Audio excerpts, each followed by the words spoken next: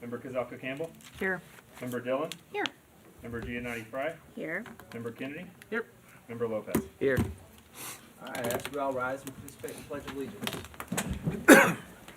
Pledge allegiance To the flag of the United States of America, and to the republic for which it stands, one nation, under God, indivisible, with liberty and justice for all.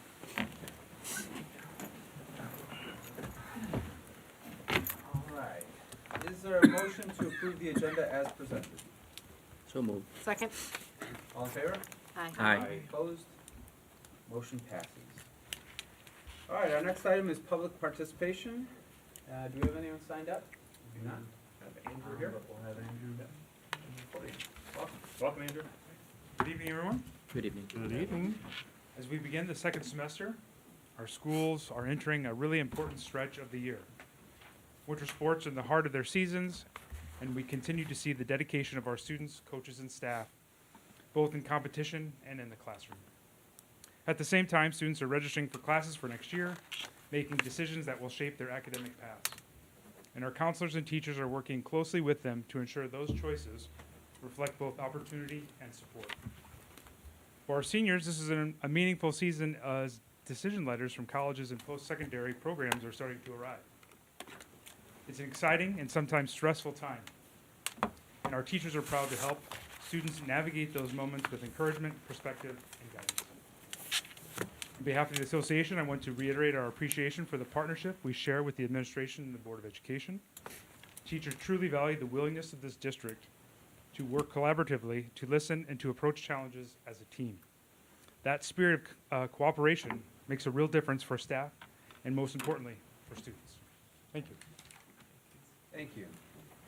And Happy New Year. Appreciate all those words as well. So I can speak and attest to the senior stressors with colleges coming in, and that's a nice little segue to Rhea and Rohan, who are also in that position, I imagine. We'll turn it over to you for your report.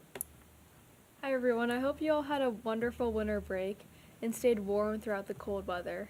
Since our last meeting, students have been busy starting the second semester strong with athletics, academics, and extracurricular activities. Winter sports have hit their peak with the LT varsity Poms and competitive cheer teams taking first at conference over the last weekend. Other winter sports like wrestling, swimming, and basketball either placed highly in their respective conference tournaments or are gearing up for them shortly. For many of these sports, athletes look forward to sectionals and state tournaments competing at the highest level. Good luck, LT. In terms of clubs and other extracurriculars, many just recently held their first meetings of the semester. LT Theater attended Theater Fest and is preparing for the musical Footloose, which will be performed in late February. And Model UN just returned from a trip to the University of Michigan. As second semester begins, students, not seniors, will begin attending course registration info sessions for next year. There will be multiple presentations and meeting times to offer the most information and help with these students. The College and Career Center continues to stay very busy, providing scholarship information to seniors, and even beginning to introduce information for current juniors. Lastly, registration and information sessions have begun to make their way to the incoming freshmen through visits to local middle schools and future freshman night coming up. We hope everyone had a great first few weeks and look forward to the rest of the second semester. Thank you. Thank you both. Appreciate that. Okay, next is Superintendent Report, Dr. Waterman. Thank you, President Morris. I have a pretty quick report tonight. I'll just start, as I always do, with the monthly FOIA report. Just remind you that in your board packet tonight, you'll find a memo that provides a list of FOIA requests that have been responded to since our last meeting in December. Also, just want to say in recognition of Dr. Martin Luther King Jr. Day yesterday, so many in our school community lived the day's purpose through both reflection and action. We had, I believe, 2 board members that were able to join the community leaders at the MLK celebration breakfast hosted by First Baptist Church of LaGrange, just reinforcing our longstanding partnership and shared commitment to service, equity, and community connection. In addition to that, we had about 150 students and staff from across all different groups of LT, representing classrooms, clubs, athletic teams, and leadership groups, participate in our annual Pack for Impact at Feed My Starving Children in Schaumburg. Together, they packed 194 boxes, totaling 41,904 meals, which provides daily nutrition for 114 students for an entire year. Wow. It's pretty amazing. So These experiences just reflect the true spirit of Dr. King's legacy, moving beyond words to that meaningful service, collective responsibility, and positive impact in our local and global communities. As we look ahead to the latter part of this week, I just want to let the board know that we are monitoring the forecast, anticipating very cold, potentially sub-zero temperatures. While I don't anticipate making any changes to our schedule, we will, of course, keep student staff safety. That will ultimately be what guides our decision-making. We originally shared our winter weather communication and e-learning protocols with our families in November, which is the start of the winter season. But I'm planning to send that again tomorrow morning, just so everyone has it at the top of their inbox. The communication clearly outlines our notification process and expectations, just ensuring that our community is informed and prepared if we need to act later this week.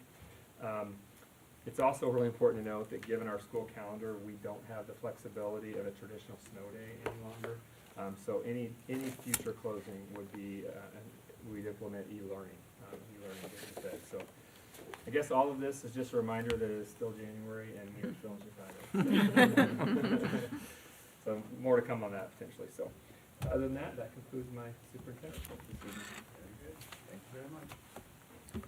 Okay, our next agenda item is informational and continued discussion with the board regarding the real estate broker and consultant services. So just as a reminder, in your packets and here, hard copies in front of you in the folder, we do have the different proposals that were provided by the three firms that are still remaining for us to consider, as well as the RFP that we had put out in regards to what services and requests that we were looking for. So we thought that this would be a good time for us to talk through those three different companies to see if there's any questions that we had or if we were close to the same page and moving forward. Again, just as a reminder, this is informational. No voting will be taken on a service here today, but hoping to move this smooth in the next steps of the process. So that being said, I'll just quickly add James Levy is here. Thank you, James. Thanks, James. My pleasure. All right, who'd like to start us off? I will. So it's my understanding these three were pretty much 1, 2, and 3 for everybody, right? And they Correct. might not have just been the exact same order, but these were These were our top three books. across, okay. Yeah.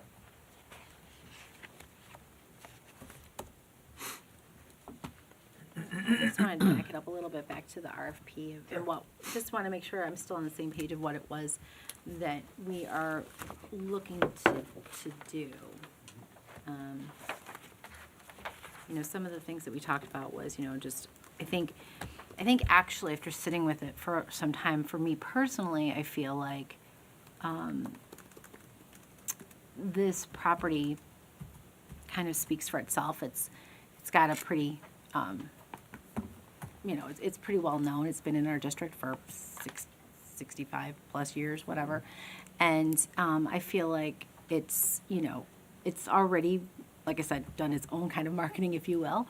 So I guess from my perspective, I feel like what we really would be looking for is kind of a, almost like very straightforward, very limited capacity or scope for the services of the person who's working with us. And that would be something along the lines of like getting us on an MLS, potentially reaching out to buyers who wouldn't maybe have us on their radar because they do other things. That might be like a government, you know, intergovernmental bodies or things like that. So, because we did do some of that the last time we had been here talking about this property, though we were never on an MLS system. So I think that would be a huge benefit to us as well. But like, even after I've had time to process some of the presentations and stuff and thinking about, you know, there's some really obviously awesome, great things you can do from a marketing standpoint, but I guess I'm kind of questioning how much of it we really need. So I'm kind of coming back down to a place of like, you know, can we have a discussion and maybe what other people think that we need to have as far as, you know, getting it out there that, you know, if we were to consider moving forward with the property. Yeah, I think it's a good place to start. People have ideas. I will, just for point of reference, the scope of services that we had put in our RFP was valuation and analysis. marketing plan and advisory services. Within each of those areas have different requests from that, as well as requirements, firm information, project approach, team qualifications, fee proposal, and a minimum of 3 references. So I don't know if that encapsulates what you were wanting us to I kind of keep appreciate in that. front of our minds. So any thoughts on that? What do we need? What do we feel like we need? Well, I would like to say, before we even talk about what we need, I really need to understand more, how long will we have this person involved? Because all the different proposals that have been amended have different time lengths.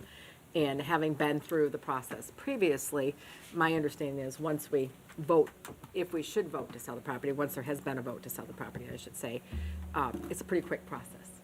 It's not going to be a year-long process that I would envision we would have someone engaged in the process. So I envision it as, if we do move to vote to sell the property and engage this person, then, I would envision that I would say we would vote to sell the property and then engage someone at the same point in time, because we may not, it would just make sense, because we wouldn't want to engage somebody and then decide not to sell the property if we should want to do that. What is that? How long a time is that? Are we looking at a year before we would get all that bid would be closed? Because I think that's really key into looking at this, is are we 6 months, are we a year? Because I know some of the proposals had a minimum to be paid versus a contract with a monthly basis that could extend beyond. So I'm seeing it, once the bids are closed, we wouldn't have the need for a consultant beyond that, because that would be what we would be working with our attorneys regarding. Different than I think we would see it in a traditional commercial capacity. So I think that's open for discussion, right? I was like, I see James. Yeah. Well, I mean, I think some thoughts. It's 60 days is the answer to that Right. question. Okay. Actually, I would not recommend that way. You have to determine whether or not to sell it based on what the value of the property is and what factors are. You could engage your consultant, they could come back and say, don't sell the property now. So to me, you're not gonna adopt the resolution and then engage it, because once you adopt the resolution, you're gonna have 60 days then to offer it. So to me, you engage the real estate folks early to do exactly what President Albert said, to do that due diligence, to figure out what is the market value of that property, is this the time to sell it, or is it not the time to sell it, and some of those other things. Because again, with the things happening around today, it may come back. Right now is not the best time to sell it. So to me, you would, if you're gonna hire someone to give you consulting advice on the property, you need that information first. Again, you need to know what the price is going to be before we go out and put it on, well, you don't need to technically, but I assume that's one of the things that you want to know. Yeah. To go out there. So I would think that you would hire the folks first. After you go through that process and gather your data, then you'll make a determination, I like the valuation, I'm ready to go, and then make that vote to sell. That's what I would anticipate happening, but it's not required by law. You could do it simultaneously. I just think you're not gonna get all the information that you're gonna want. So, okay, so then that's really helpful for the timeline. So once we vote to sell, we have 60 days. It's not like Correct. we can vote to say we're gonna put it out in 30 days. Yeah, so let me just make sure I'm clear on this. So you have to adopt a resolution by a supermajority of the board authorized to sell it, and then you have to sell the property within 60 days of the adoption of that resolution. And by sell, I just mean you award the contract out to whomever the successful bidder may be. After that period, and this is presumably one of the things we would work with our consultant on, is there'll be a due diligence period for that particular buyer to go through and do their due diligence to determine if they're gonna get zoning changes, if that's something they wanna do, whatever it may be. So there'll be another 90, 120, 180, whatever it is for the due diligence to be done. So the technical sale of the property, if there's going to be one transfer, wouldn't occur until after that due diligence period. So then I guess the question to ask then of the board is, would we envision that we would work with the consultant once the bid is back? Like, what involvement would they have through the process? Again, I think that was information you probably get in working with them up front is, to what extent do you want, or is it feasible and or beneficial for us to perhaps engage with, if there's going to be some of that due diligence, what can we do to help? Are we gonna be hands-free? Things of that nature. So there are some things we can do. We can just sit back.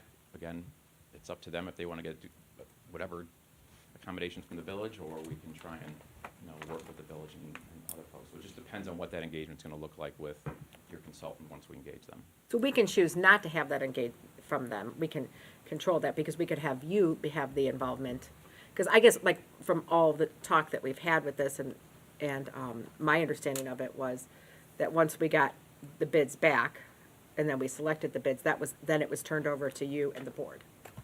So once you get I just wanna make sure everyone's clear on how this process works, because it's not like selling a home. There's no brokers, we're not dealing with contingencies and MLS, items like that. So what we're gonna do is, we go out, we have to sell it by auction, right? And then when the bids come back, we'll open the bids up, whomever you guys award it to, we award it to, and at that juncture, again, depending on what it is, usually our involvement, we award it to ABC Company to do whatever they want, based on the terms and conditions in the documents. Sometimes it's ABC Company runs with it then, and they're in charge of due diligence, right? It's their contract, they take care of it. If there's something more that we've decided here through our consultants that would help us facilitate that sale, perhaps I do more. But yes, usually after it's been opened and due diligence kicks into play, it's on the potential buyer to do what they need to do and get things done.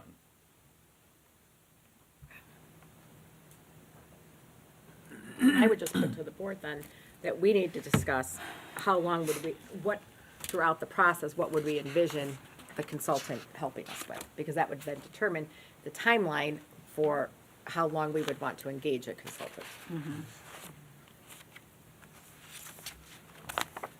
At least for me, I guess I'll start. The valuation, I think, is a big part of that. The marketing, in my opinion, is probably, even though that could be fairly less labor intensive, but very important. For me, the marketing is a big piece of it. I know that this has been out in the community, and a lot of people know that I think the more bids that we get, the better off we will be in the long run. I'm an educator, I'm not in this field, but I don't see this as a very extraordinarily long process to market it, but that's just me. For me, I believe it's long time coming, in my opinion. I've had a chance to go through a couple of elections for the land sale and all of that, and clearly we have forgotten about why we're here for. The kids' education, land sale is second. So as far as a tentative date, I think if we can get it, within the next year or so, I strongly feel that we can focus on our main objective, which is our children and educators. You know what I mean? So that's my.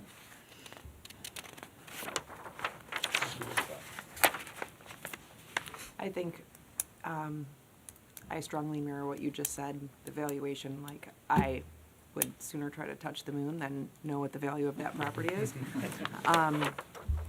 And yeah, while people do know that this is an issue within the district, the marketing piece is important.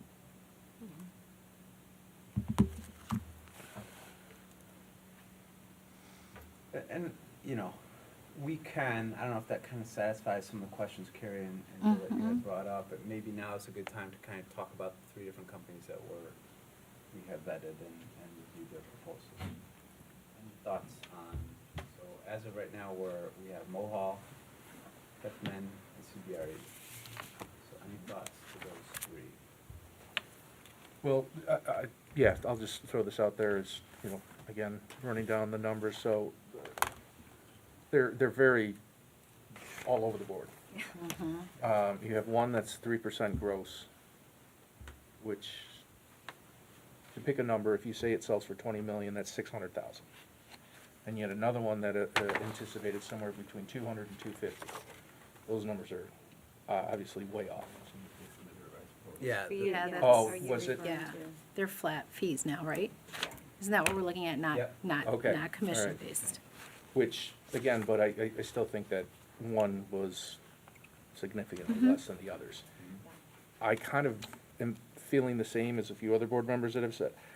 I think the valuation is important, and I also think the marketing is important, because yes, it is something that has been discussed.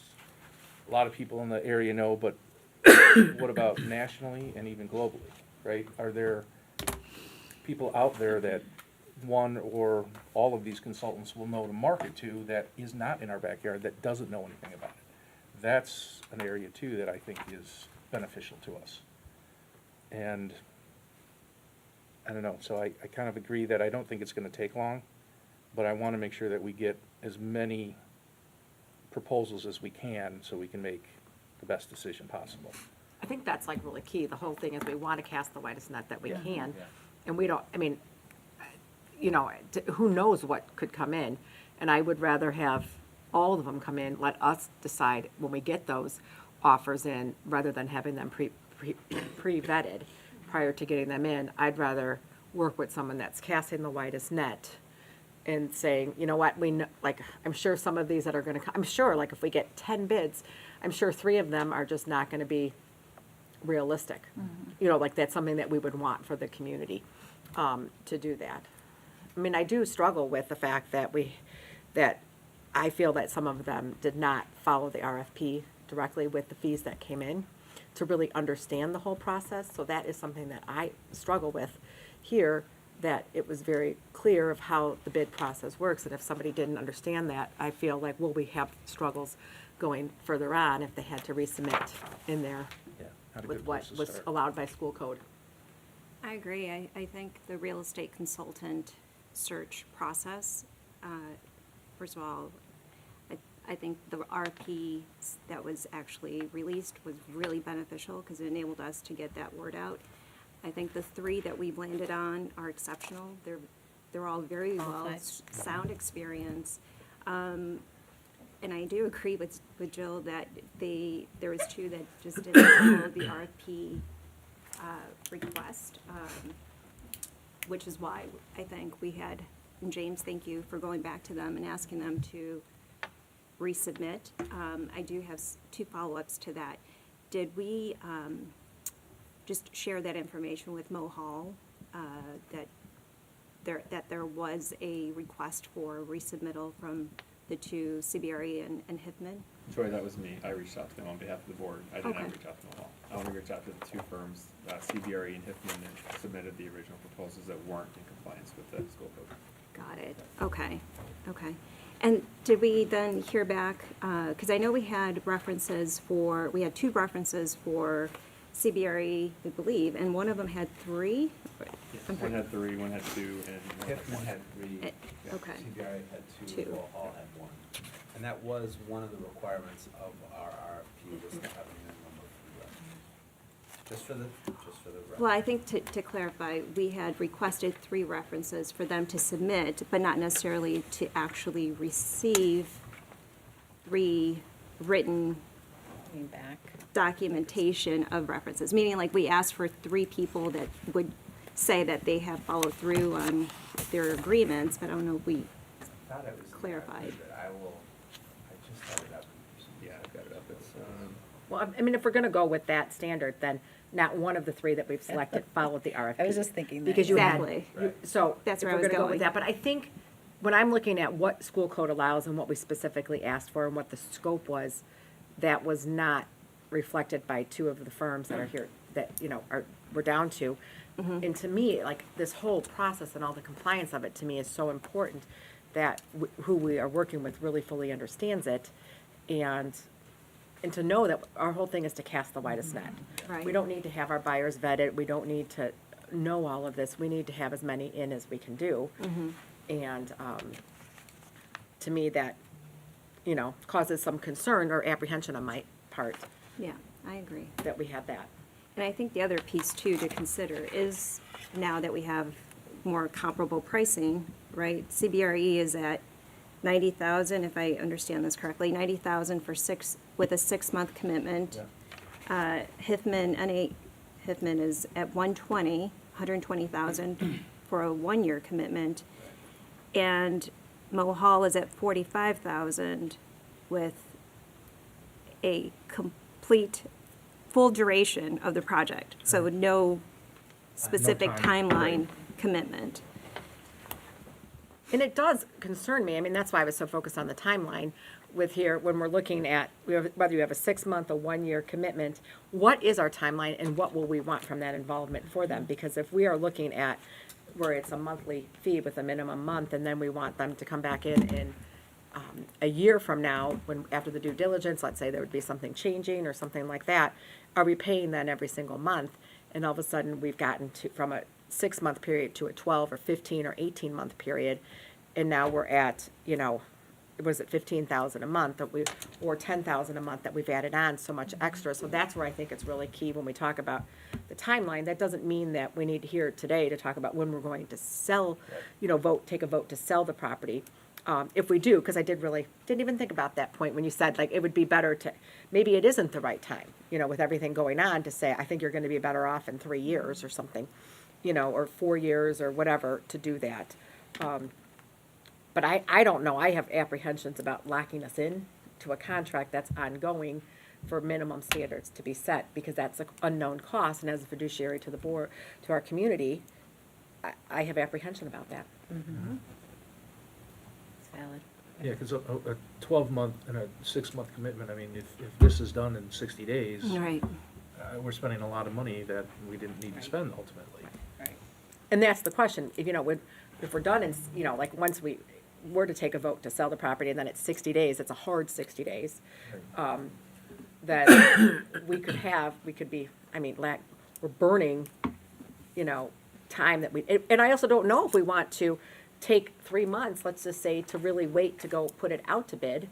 Is that gonna be the best timeline for us, just because we're paying a consultant to do this monthly? I mean, my thought is, if we're going to do this, and we're gonna vote for, I mean, let's get this ball rolling.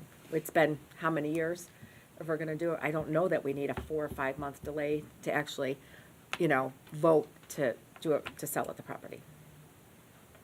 I think where I stand on this is, first of all, I just appreciate the idea that Sean brought this concept to us. I think it certainly got a lot more complicated than I ever anticipated. I think that's usually how these things go, which is not a bad thing. My overarching sentiment is, I think all three could do the job for us. I really do. Like, no questions asked. I think CBRE and Hiffman certainly have more experience doing this. They're the bigger firms that do it, and I think do it well, which is an advantage to some areas. I think Mohall doesn't, but he's smaller boutique kind of company, and maybe they'll work harder for us than a big, like, there's a million different tangents I could probably go on to value each one of the different firms.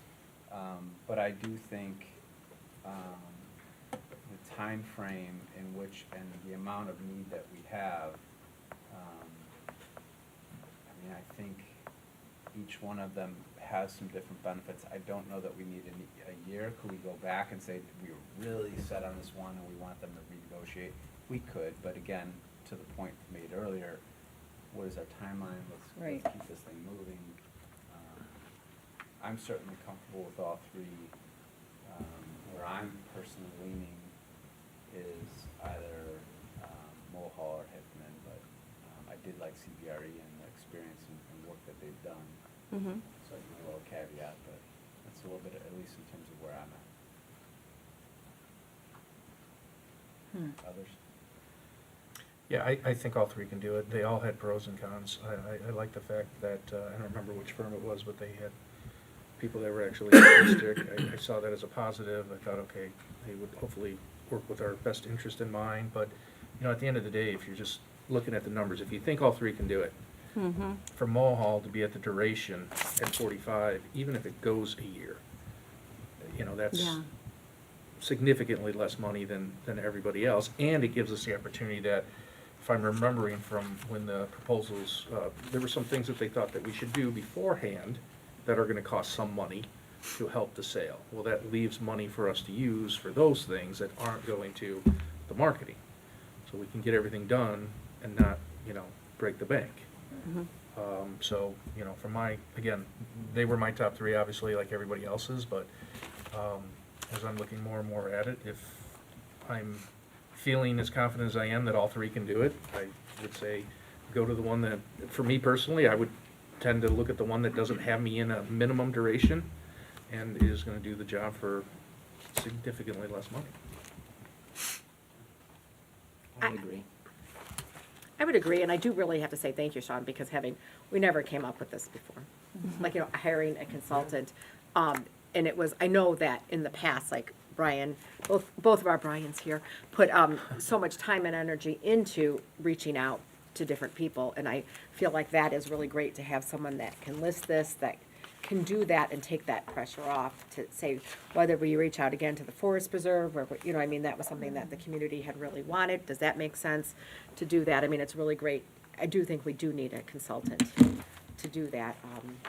But I just have apprehensions and concerns about a specific period of time and signing on to that when we in the past, I mean, like, I don't know, there's so much we've done on this, like talk about a land consultant. We talked about all of these different things in the past over the last 5 years that I've been on the board that I don't think, we just need to get it marketed. If we're gonna move forward and sell the property, we need to just get it marketed and not spend, you know, more money to decide if we're gonna do it or not. I just think, you know, we're at that point now that, you know, we, as a district, do need some money for, you know, I've been one that has continually spoken about, you know, reaching into the reserves and things like that for where we are at, that I, you know, think that we need to be very judicious about how much we're spending here.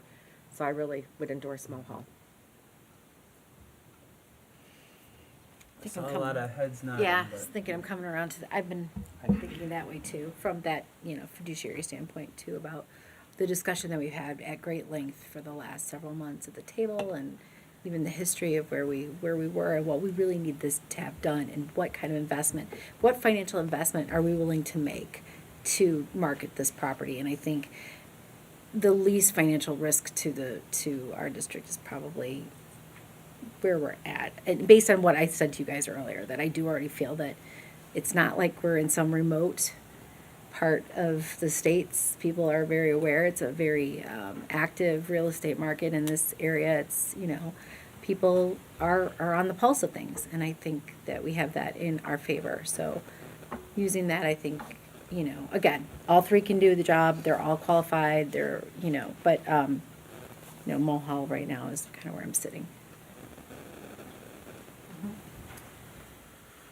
Okay, the only thing I. I Yeah, think, please. sorry.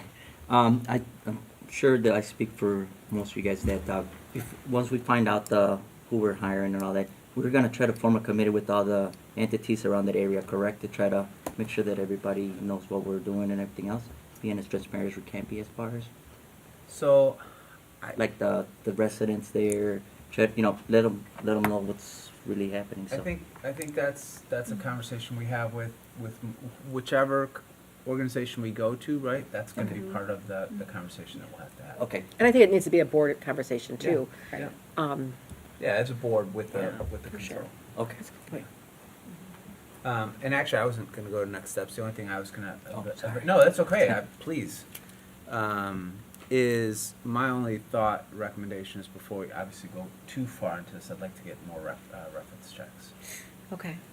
So at least the other two. I mean, I did look at proposal requirements, did say minimum of 3 references with full contact information of similar scope services and scale projects. So we Which reached out means, to those. just to clarify, that just means that they have to provide Yes. those 3 references. We didn't make it really clear that we need to get 3 written responses from 3 references. Okay. There's a slight Right. difference on that. Something, right, we Right, just need 'cause they were some listed. contact information. Yeah, of they people. listed It was it. listed, it just, we Yeah. didn't hear back from From- those references yeah. yet. Then if you're gonna do that, it needs to go out to all that have not provided the 3 references.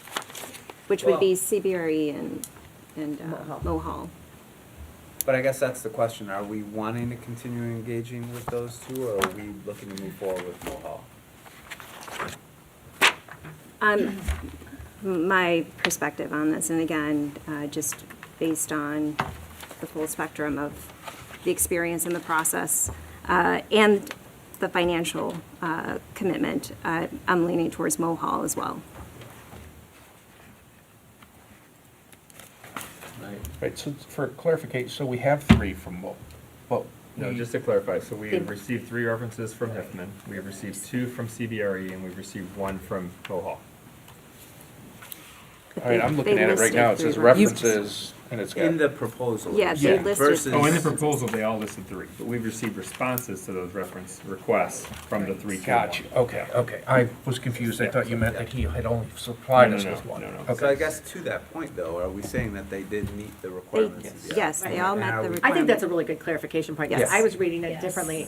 And I was like, I Yes. thought I saw three, but I don't. Yeah, that's why I went back to look, that's, Yeah. okay. Because there's no requirement for someone to respond. No. And you can't have a third party, a contingent upon a third party.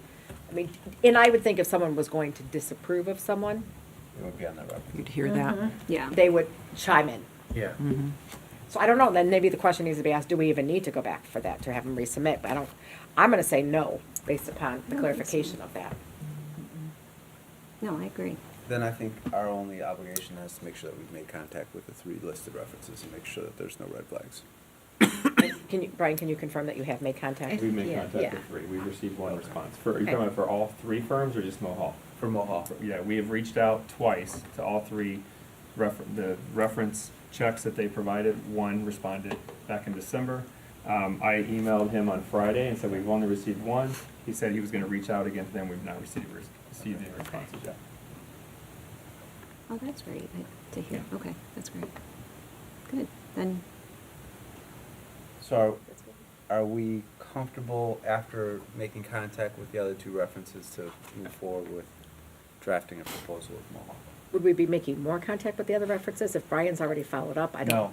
No, he only got one of them now. He Right. didn't No, speak to the no. other two. Right, but we may don't never need it. speak to them. Yeah, we might be chasing our tail. I don't know that we can make it contingent upon that. Okay. It would just be up to you, if someone's listed context for references, and the references aren't getting back to you, that's then a factor you need to consider whom you want to give it to. Is it a red flag that they're not getting back after being contacted multiple times? So Because, how many like- times did we reach out though? I guess that's our question. Twice, actually 3 times. We reached out in early December, the initial attempt. We sent a reminder email 5 days before the deadline, and then I reached out again last Friday. So 3 times. 3 times since December 5th. And I guess the reason I'm asking, and this is a different context, but when people ask me for a reference, I'm either gonna give you a great one if you deserve it. I might ignore it if I think you're pretty middle of the road, and I'm gonna give another one if you are not deserving of whatever someone is asking about.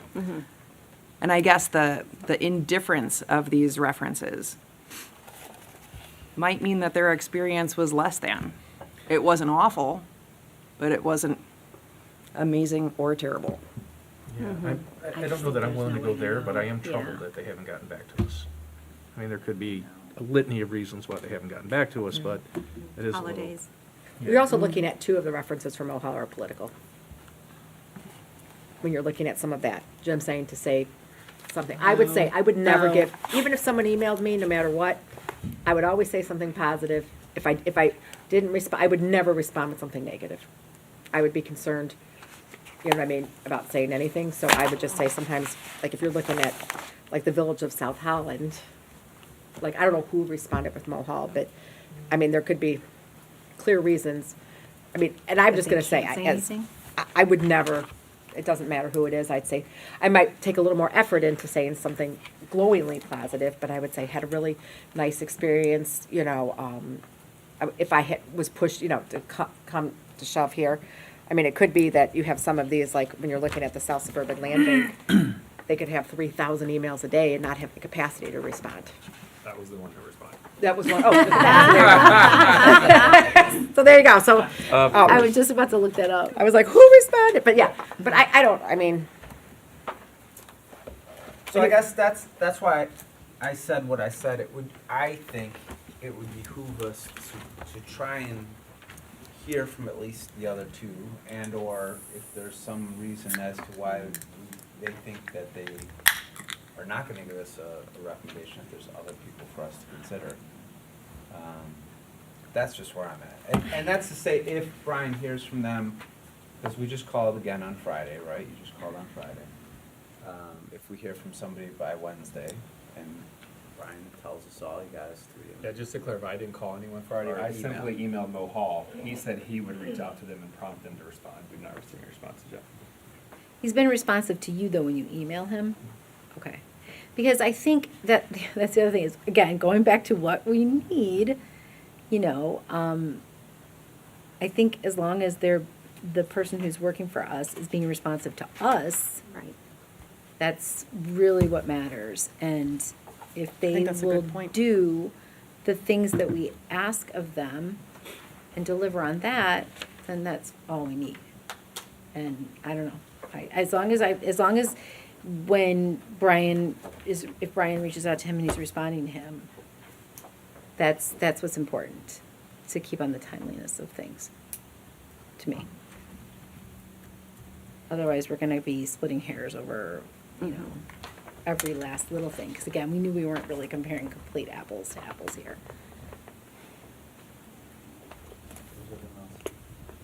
No, I would agree with that. I think it is more important that we're getting the response from the person that ultimately is, who's gonna be compensated and entered an agreement with us. I mean, like I said, I am troubled by it, because I would think that if you list somebody as a reference, I know if I'm asked to be a reference and somebody calls me, I respond right away. I mean, same kind of thing. Somebody asked me if I could be a reference for them, I would tell them right away, yes or no. And if it's a yes, I'm gonna be, yeah. I mean, I'm just gonna put out personally, I have like 4 letters of recommendation I have to write for people applying to law school. Like some of them have worked for me, things like that, and I'm like, well, shoot, I gotta get to that. I was like, every day it's at the top of my list, I'm like, I gotta get to that. You know what I mean? And then it's like, I write my to-do list for the next day, and I'm like, at the top of the list. So, Yeah. you know what I mean? Because it's taking, I mean, it's not that it's, I want to be authentic about it and do it, and then I'm like, I got a reminder. I'm on my 3rd reminder for one of them. So I was like, really got to work on that. So, I don't, So maybe in the time frame of things, James, maybe you can just kind of cue us in on what would be, if we decided to go with Mohall, what would be the next steps? How long would that take? Because maybe in the interim, between the time that we're coming back to the table with a potential contract, we would have that done. Obviously, I think we would keep looking for that, but what would be our next steps typically after? It would be then, if that's gonna be the folks we're gonna go with, then would be to draw up an agreement consistent with their proposal for, the board to consider and approve at a future board meeting. So- And at that same time, could we ask them for your different references? Yes, absolutely. You can ask for different ones, or you can say, hey, Not a bad idea. you've listed 2 3, together. one of the 3's gotten to us. Yep. You need to push Give along us- these other 2 Yeah. and Right. And get that them back to us, because might be a little bit of a test as to what he can do in that roughly That 2-week short period, run, yeah. potentially. Mhm.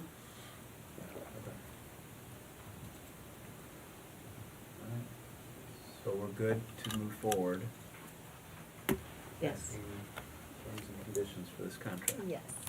Yeah, I think so. Okay. Okay. James, thank you as always. Appreciate your Thank you. time. Thanks, James. everybody. James, thanks for responding to all those questions.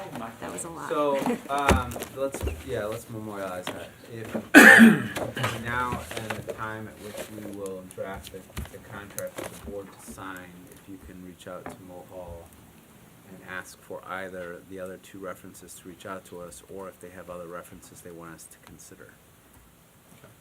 Hopefully, we can have that done in between the time that we meet again. and I think the key is to consider, so that we're not, if like, let's say we get another response and there's 2 others he's provided and they don't respond, he's not penalized for someone not responding. Right. I think that's, Okay, so I'm gonna reach out to him, ask him to again prompt the references to respond, and also ask for additional references, like 2 more. If those don't come through, yeah. I mean, if he can give it to us now, great. No, I think, yeah, we want So to. 2 more references. Yes, Okay, I'll do that tomorrow. thank you. And then, so that's one thing, and the second thing, James will start drafting a contract for them simultaneously. Okay. and then, I mean, I feel like I have said this like 20 times. The timeline for that contract, what are we looking at? Like, is it like a 2-week? So we would have something that we could vote on at our next meeting? Would probably be your next meeting. Probably our next regular action Yeah. meeting. So I, just knowing how these things work, I feel like it'd be really ambitious to turn this around in basically a week, because that's when the board packet goes out, is a week from tomorrow. I think it's more realistic, this would be a February regular action meeting. And we don't need a super vote on that. correct? No, not in that, that's just Okay. the vendor contract. Because I don't know that I will be here for that meeting, so I didn't know if that was gonna be And I'm impactful. not. And you're not here. Right. Majority of a quorum. Yeah, I'll still have the board vote on that. I know it's a vendor contracts with, and it's professional services, but I feel like that's important. You guys have. Right, but if taken some of this us from are the not, beginning, so. my only thing is if some of us are not here, would we have enough quorum to vote on it? Yeah, yeah, We do need a quorum. that doesn't apply to that contract. Okay, that was, I just Thank wanna make you. sure. Yeah. Good question. Good question. Good? Mm-hmm. All right, thanks again, James. All right, thank you, guys. Thank you. Thanks, James. Our next agenda item is also informational in regards to the board's recent participation in the Illinois Association of School Boards Self-Evaluation Workshop. I would kick this off here just real quick in appreciation to the Illinois Association of School Boards, Patrick, and I am blanking on the other gentleman. Justin. Justin, who walked us through what I thought was a very important, informative process of us evaluating ourselves, reinvesting in our norms and protocols, and reaffirming our commitment to serve our community and work together as a functional board of education, striving to not always be right, but to always try and get it right. I think that is a very important distinction, that we may not always be right, but we're gonna work really hard to get it right. Not as an individual, but as a collective. And while we may not always agree on things, we're always working to be respectful and work well together. And I think that has definitely shown, at least in the short amount of time I've been on this board. So I appreciate everybody's investment and involvement in that process. We did reinvest in our norms. And so I would just open it up to anyone else that has any feedback or thoughts on that process. I would just say, I thought it was really a great workshop, and it really just, I feel really thankful to be able to work, you know, in this position with all of you, that we really all want to, I mean, I can tell you that everybody that's here is here for the right reasons and wants to really make a difference and to do that, and we're all dedicated. And I think that's always a really great reminder, because there might be times where there's frustration or things like that, or we are not in agreement, but we're all, when you always keep that in the back of your mind and you know that everybody has good intentions, I think that's really important. I think we were really in sync. I thought it was a great workshop, and I can't wait to do another. I agree with both of those, and I think with what Tim said, that was a big takeaway too, of just always working towards trying to get it right, but knowing that things won't always be perfect. But if the intention of the entire board, and we're all on the same page, working for the same goal, and I agree with Jill, we're also seemingly always on the same page too, of trying to do the right thing, so that was well spent, few hours. One of the other thing is how busy ISB is, you know, and to be able to fit us in. I think it's great to pretty much keep us in line on a yearly basis in case some of us have been venture out of line, so they let us know. I definitely appreciate Patrick and the work he's Yes. done. Hopefully they're listening, because he's driving all the way down Yeah, from right. Springfield, Yeah. past Springfield, to come work with us. And it's No been a rain or couple years shine. now, and he's really facilitated some really good times. Thank you. And to piggyback on that, I think we agreed to do 2 more coming up. Did we agree on timelines as to when we're going to do the next one? No. They right? were gonna look into it Or and then we'll topics. get back to it. Yeah, there's he threw out some topics That in the was- survey email, so yeah, you guys the other can thing decide was- which ones to do and when to do Yeah, it. Yeah. which I thought was great too, so we're Yeah. not just cookie cutter, like, hey, this is what you need to talk about, no. Yeah. Let's specifically for us, let's work on certain things, yeah. Yeah, he's a great facilitator. And I wasn't there at that meeting, but I will only add that I appreciate that we are doing these and that we continue to, because I think that really helps us be an effective board for our district. So, you know, I get a lot out of them in all the times that we've had them, and I appreciate that Patrick, like I said, is such a great facilitator. He's really dialed into any of the specific needs that we have here at our district. And again, like I said, I think it's something that we all value. And I appreciate that we're going to continue to commit to doing these as long as they're available to us. Okay. Any other comments? So a little bit later in the meeting, we have an action item to approve the norms and protocols that were associated with this. Yep. Very good. And we will list those on our website. They are listed. They are, yeah. Okay, very good. So our next agenda item is also informational, strategic plan goal 2 update, learning and environment and supports. And for this, I'll turn it over to Dr. Waterman and Dr. Owens. Yeah, I'll just quickly say, as we always talk about with strategic plan, just as a reminder, a little background, the board adopted a comprehensive strategic plan back in June of 2022. This was developed with engagement from our entire school community, really looking at past performance, core values, and more importantly, anticipated future needs of our district. It includes 5 goals centered on student growth and achievement, learning environment supports, high-quality diverse staff, family and community partnerships, and resource effectiveness and efficiencies. Obviously, the board plays a critical role in ensuring that our plan continues to include the goals and the strategies and the priorities that are aligned with the goals of our community. So throughout each school year, our leadership team facilitates a discussion on each of the 5 goals within the plan. We're now to February or to January where we highlight goal 2. So all of these discussions really include information related to the goal, the aligned strategies, and then highlights of progress, acknowledgement of areas of improvement, and some quantitative progress monitoring as well. And as we say all the time, there's no secrets with our strategic plan. Everything is online, including the archive data from the last 4 years, scorecard metrics, community feedback, video content, all the above. So tonight, we're excited to highlight goal 2, which is our learning environment and supports. And with that, I will turn it over to Dr. Owens, who, as goal champion for goal 2, will lead tonight's discussion. All right, thanks, Dr. Waterman. Well, despite traditionally less than comfortable weather and frigid temperatures, I always actually look forward to January because as Brian just said, I get to talk about, I get the privilege of reporting on all the progress of the work and the efforts that fall under Goal 2 of our strategic plan. So in my role as Director of Student Services, and Brian, if you can't, are you going to run the slide deck for me? Yep. Thank you. So in my role as Director of Student Services and also Goal 2 champion, I get to work with educators across the entire district in all areas, and those educators are passionate about providing a safe, positive, inclusive, and engaging learning environment for our students. Once again, tonight I aim to give the board an overview of the work that's occurring every day to meet our district goals and to demonstrate all the ways in which your support is operationalized at LT by so many. So thank you to the Board of Education as always. I'm first going to review Goal 2 and the related strategies, as well as to provide a few large-scale updates before I turn it over to Dr. Melissa Moore, our Division Chair for Special Education, who's here with us tonight.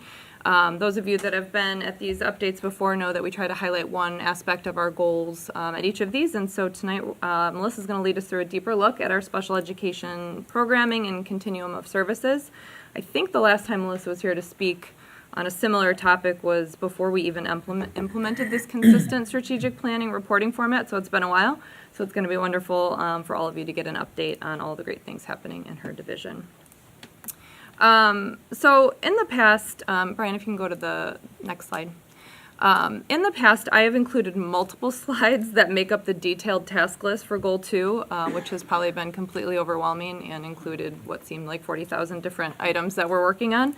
Our Goal 2 action team reviews the task list, and we utilize our quarterly meetings as a team to report on progress and, quite honestly, to keep track of all those 40,000 things that we're working on.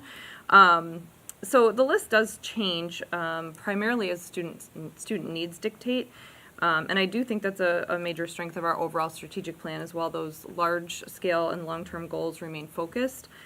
We are still nimble and able to adjust for the needs that are in front of us. So rather than overwhelm with the lengthy list that I've provided before, I shortened this simply to include the broader categories that live within Goal 2. School safety, supportive learning environment, and data-driven practices. And honestly, most likely those broad categories won't ever change drastically. But our focus areas under each will shift, as I said, based on student need and the needs of our district. But I also want to note that the work that occurs within Goal 2 overlaps and depends upon the work that is happening in and out of all of our other goals. So there's so many people that are involved in all of this, and it's not just, nothing is solely living in its own goal. There is so much overlap. So I just want to make sure that that many of the items you see coexist with others. You can go to the next slide. What you're looking at here in this slide, and the follow-up will be the next to this, is how we look at our metrics and how we measure those metrics and report out. So this is our progress report for the school year 24-25. And what you see are the colored icons there that give you information about our progress toward our metrics, our targets for the 24-25 school year. And our report indicated that 3 metrics met or exceeded, and in our case in the school, exceeded the target, as shown in green. 2 of our metrics were approaching their targets, as shown in yellow, and 2 metrics continue to need improvement and experienced a slight decline. So I'll go through those metrics. Let me just get my slide to catch up with where we're at here. You can see that the metrics in green, again, we made progress toward our targets. So student participation in co-curricular activities, which honestly is impressive given the high rate of participation that we have as a baseline. But we continue to improve the number of students, or increase the number of students who are participating in our co-curricular activities. And if you ask any staff in any high school around the country, they would be extremely impressed with this number. We're going to keep working. I've talked at the board table about ways that we have tried to figure out how to get students, provide opportunities for students to involve themselves in some extracurricular things perhaps during the school day to really target some students who have a harder time with that before and after school, but to be sitting at a number of 84%, over 84% of our students involved. We feel very proud about that metric. Our Panorama Student Survey Diversity and Inclusion measure, 70% of our students reported a positive perception of diversity and inclusion within our district, which we are extremely proud about. That's over the target of 68%, and so again, we're seeing some incremental growth. We do administer that survey twice a year, and our student perception is really important in terms of how they feel when they're here in our building. So we're proud of that. The other green icon, the student survey sense of belonging, again, same, 57% of our students are indicating they feel positively about their sense of belonging while they're here. We've talked a lot at this table about our ultimate goal of creating a culture of belonging, or restorative culture of belonging. So to see that number increase brings us a lot of pride. Our 2 yellow metrics, our 9th grade on track. You can see we missed our target just barely. Again, this number is so high. It is. When we're talking about how those numbers actually play out in terms of human students, it's hard to split that. So we're super proud about this metric. We will always remain focused on making sure our 9th grade students stay on track, because we know that means so much to their 4-year success here at LT, but we are doing really well. And so this is a metric I would say it's so important to us, but we're not going to overly focus on a change of 0.1, 0.2, because we know we're doing really good things to get our students started off on the right foot and keep them going. The 5 Essentials survey was another yellow metric. That's the ISB survey that we provide, the student measure of supportive environment. So we saw a little stagnation there. That's administered once a year. We'll continue to look at that. We like to look at the specific items and see if there are things within the overall metric of a supportive environment that we need to tweak. That's kind of some of the work that the goal action team does to really look at, okay, what could we impact in order to improve these measures. And then the 2 that are red, we've got our attendance and chronic absenteeism, and that is not a topic that's a fairly frequent topic at this table. We have talked about that at the board table. We've also talked about that at length with our PTA, BIC, Parent Teacher Advisory Committee. We are all in on an attendance campaign this year, and so we are really hoping that makes some positive impact for us. Again, that is a metric that nationally schools have struggled with, and it is something that we have put kind of an all-in focus on. Our building leadership team has done a tremendous amount of work in trying to promote this campaign, enhance student communication, family communication, and so I'll talk a little bit about that later too, but some early returns are showing us some positive information, but again, something we're never going to not focus on. And I can tell you that there's just a lot of desire to see some improvement there. We feel like we've put a lot of effort in that bucket, and so definitely disappointing to see a metric that doesn't change in the positive, but not for not trying and not for reducing any of our efforts moving forward, that's for sure. Student behaviors. This is specific to how many students have 1 or fewer behavior incidents referrals, and so again, our number, while it didn't hit the target, took a little step back. It's a small step back, and again, for a school of nearly 4,000 students, this is a really impressive metric that we have really very few behavior issues within our school community. And so I'll talk a little bit more about some of our behavior metrics in the next report I'll provide. But again, just to give you the explanation behind the metrics here. If you go to the next one, Brian. Thanks. This is another scorecard that our goal action team focuses on. This gives us a little bit more of a historical context for these metrics, and we do adjust some of the targets based on the information that we are looking at with leading indicators, with what's actually happening sort of behind the metric, what's going on with students, what we're seeing. We don't change them wildly, but we try to make sure that if we've met a metric or exceeded, that we're appropriately increasing the goal. If we're having trouble meeting a metric, we dig into why. And so this adjusts a bit, just again, based on student needs and what we're seeing happening within our school community. But it gives you a nice historical capture of where we've been throughout the journey of the strategic plan on this metric. All right, so this slide, you'll see I presented a very similar slide last year. On the left side, I just wanted to acknowledge the action planning team members that are part of my Goal 2 team. Many members' names will be familiar because many of the members have been here multiple years, but we also extend open invitations each year. So we do have some new people, which is great because they bring a completely different perspective to our team. This group serves as a think tank and a check and balance to ensure that our work continues to meet the needs demonstrated by our students and our student data, and that it remains connected to our strategies and goals. The list on the right, these are the items that I'd like to highlight this year for the things that have occurred between the last report, which was January of last year. So first and foremost, I want to say that our special education co-teaching is now fully implemented across all 4 grades and all of our graduation requirements, which is a big success. You guys know that we've been working on that, working really hard to implement, support, all the things that are needed to get something like that up and running. We have approximately 80 teachers currently co-teaching. Some of those are also co-teaching in our multilingual program, but that's a huge number of our staff. And our work has even gone on to be recognized by our national consultants. We worked with some consultants, and 2 of our teachers were invited to present at the National Council for Exceptional Children Conference last year, and were met with a standing room only crowd, which was so exciting to get to see them shine. And it's really a testament to how difficult co-teaching is at a secondary level, and that was what drew people to even come to the presentation. And honestly, the presenters were swarmed after with questions, and how do you do this, and how are you doing this at such a high level? So it was such a point of pride.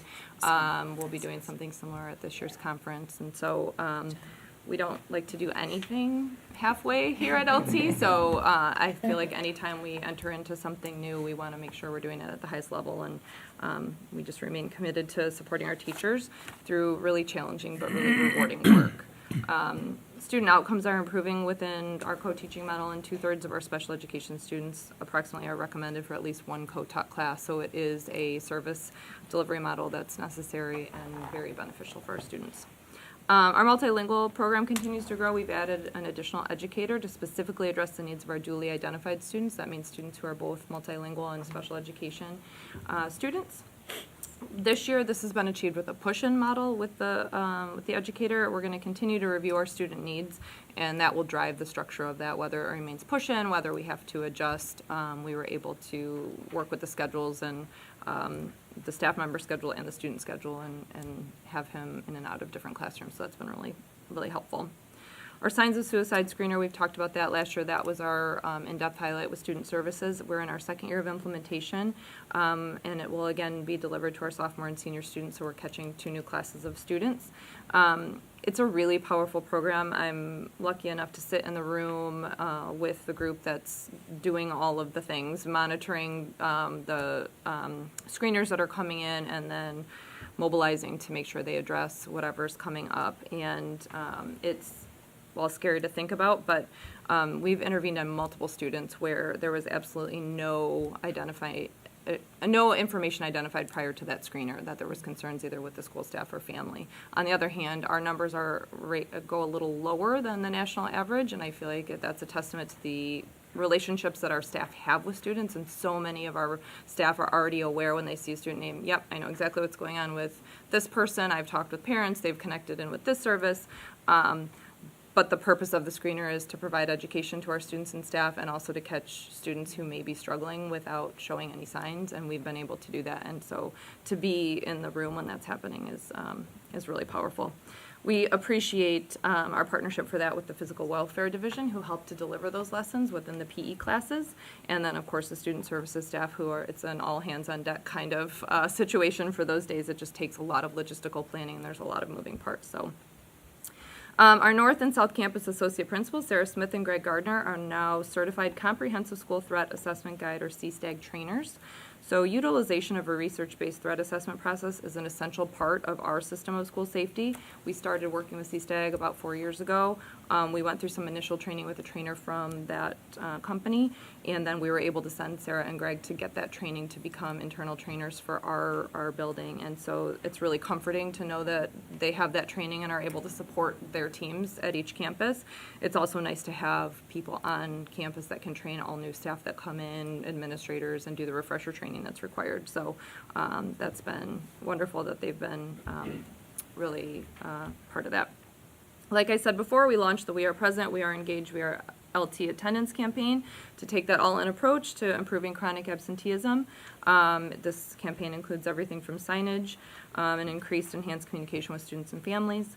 Early first semester returns, as I said, are showing an improvement over the same time period last year, but we're going to wait for the end of second semester to show some summative data and hopefully celebrate an overall improvement. So I'll keep you posted on that. Restorative intervention rooms are in their second year of full implementation, and exclusionary discipline has had a dramatic drop from 79 out-of-school suspensions in 23-24 to 9 in 24-25. Our current school year data has us looking even better, but again, I'll wait on that summative data at the end of the year.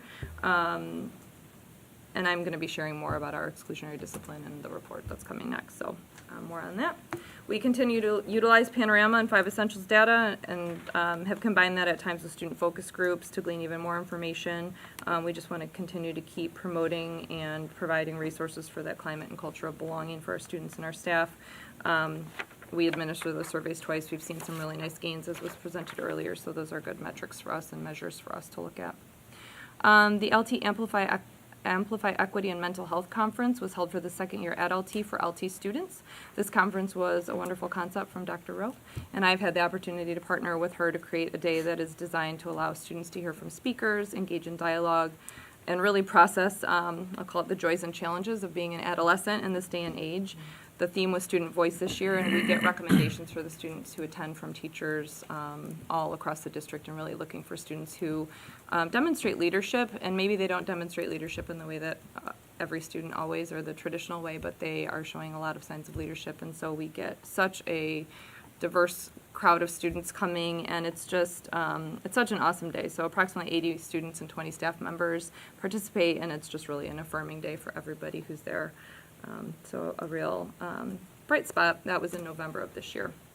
And then finally, I'll report that we continue our efforts to train every staff member in youth mental health first aid, and we are able to bring that program free of charge to our school through our partnership with NAMI. So as of January 5th, we have approximately 50% of staff trained, maybe a little under 50%. We'll have an additional group go through the training in February. And we really see this as an important Tier 1 training for all of our educators, so it's been great. We're training both certified and uncertified staff in that program, and it's a full day training, so it's been great to have people able to commit time to do that. Next slide.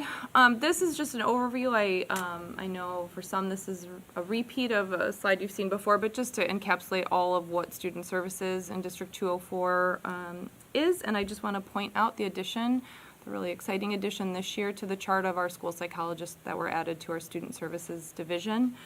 They've been a welcome and really integral part of our Student Services division, our student support teams, special education in terms of the personnel and the programs they support there. So again, that's thanks to the support of our Board of Education and making that shift from having outside psychologists to our own. So that's goal 2 in a really quick, really brief nutshell. Before I turn it over to Melissa, she's going to take that deeper dive into the special education services. Any questions on anything I presented? Certainly when we're completely done, there will also be more time for questions, but happy to take any now. I mean, I would just say that I really appreciate that there's really very thoughtful specific, targeted goals and tactics that are being applied to the Student Services Division and all the supports that we provide. And that, like, even looking at that one stat for the Student Service Survey Sense of Belonging, I mean, 10% increase in a year, that's huge. So I just really want to say, I mean, I know you guys have been working really, really hard, so I appreciate that work. I can see it, I can feel it, I've heard it in the community. I think it accurately reflects what we're seeing here in this data, so I really appreciate that. And then I always ask, or I would like to ask, probably don't ask often enough, but again, if there's anything that you can think of else that is we're not seeing or that we need, you know, always bring that to our attention, because this board would like to hear about that. Sure. I appreciate that. Thank you. I think the only thing I'd like to add on there is, I mean, in the almost 3 years I've been on board, to see the amount of things that you imagined and then put in action and are working on and seeing effective results is outstanding and amazing. Especially like, probably because I'm cheap, but that you're utilizing resources from the community that aren't costing us a dime, right? Like you're partnering with Alyssa's Mission to do the signs of suicide. You're partnering with NAMI for youth mental health first aid training. There's a ton of resources out there in the community that are getting a huge benefit to our students and our staff that aren't costing us anything. So I think that the idea of continuing to reach out to the community to find those resources is amazing and just a huge benefit to all of our staff. So I appreciate the work that's done on creating those partnerships and providing services to our families. We're really fortunate. We're situated in such a great area that has a lot to offer, and so it is just creating those partnerships, and that is certainly not me. That is everybody up and down all over that chart of connections and who they work with in the community, and so I appreciate those comments, and we'll certainly share those with the whole team. But it's a public school. It's necessary. You've got to leverage those resources in a good way and make sure that not only does that help our students, but it creates that community culture that LT is really proud of. I would just reiterate, great job. We've come so far. So, I mean, and thanks to you and your team for all that they've done. I mean, just to look at where we were with like the multilingual students and, that's, wow. You know what I mean, in the co-top model, where we envisioned it and here it is. Thank you. So thank you. I'd like to thank you and the team for not going 50%, but always 100% for what you do. We'd appreciate it. Thank you. Thanks a lot. It's a blessing and a curse sometimes. I know, We I hear are you. our own worst enemy, but that's. But you commit to it, though. That's do, that's we the do. thing. Thank you. That's a cultural thing here at LT. We don't do a lot. Like I said, we don't do a lot halfway. Well, without further ado, I'm going to invite Dr. Moore to come up. She'll come to the podium, and she has also put a lot of time into some slides that'll help, and she'll walk through all of the wonderful services that our special education team provides. Thanks, Dr. Lewis. Good evening. My name is Melissa Moore. This is my 6th year serving our LT community in the role of Special Education Division Chair, and it's been an absolute pleasure. I appreciate the opportunity to be here tonight. I'm incredibly proud of our special education programming, of our team, and of the supports and services that we provide to students every day. So I'm really honored to be able to share just a very brief overview with you of our programming. I thought it would be easiest tonight to frame this presentation within the context of our special education service delivery continuum. That's what you'll see on the slide here.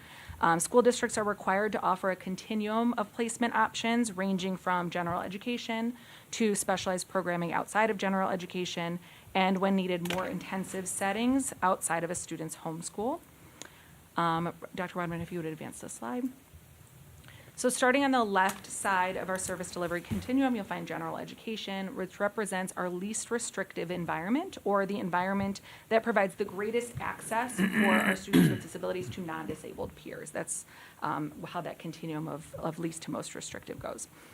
Students who receive special education services or students with IEPs may participate in general education settings with or without special education supports during part of their school day. Many of our students do.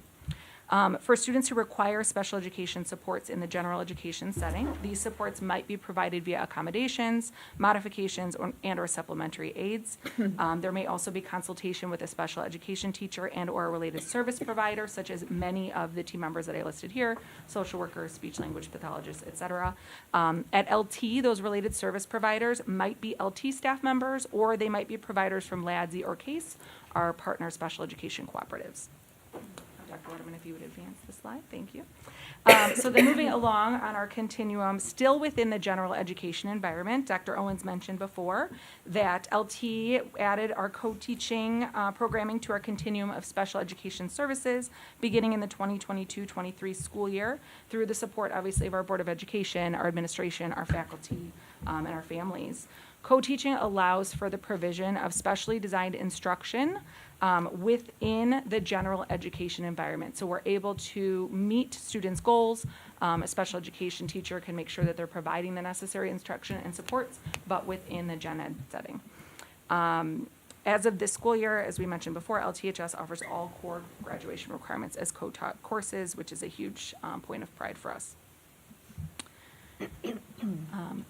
The next slide starts to get into our special education programming, so a little bit more further down our continuum. Given the timing of our LT Future Freshman Night tomorrow night, I thought it would be worth mentioning the next couple of slides that I will talk about are focused on our self-contained programming, or our programming outside of general education in a special education setting. For the special education presentation that I'll give with some of my team members tomorrow night, this programming that I'll talk about in the next few slides is kind of the focus of that presentation. We're really honing in on our 9th grade special education course offerings. Certainly all families, including families of students with IEPs, hear about the plethora of options within general education, and those are all options available to students with IEPs. But then we provide this additional information about our self-contained programming for our incoming families. So if an IEP team determines that a student requires services and placement beyond the general education environment, LT offers special education and courses and programming that are considered more restrictive. That means that students only have access to other students with IEPs within those settings. Resource instruction is the next on this continuum. It's specially designed instruction that's provided by a special education teacher to target a student's identified IEP goals and support a student's access to the general education curriculum. Resource instruction does not take the place of students' participation in a different class in a core content area. It counts as an elective at LT, but provides that additional special education instruction that students might need. We offer a range of resource classes based on students' grade level as well as their primary needs, often in the areas of executive functioning and or social emotional functioning.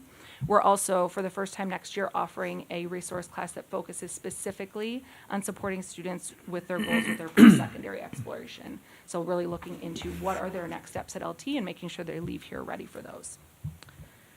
If you can go to the next slide, thank you.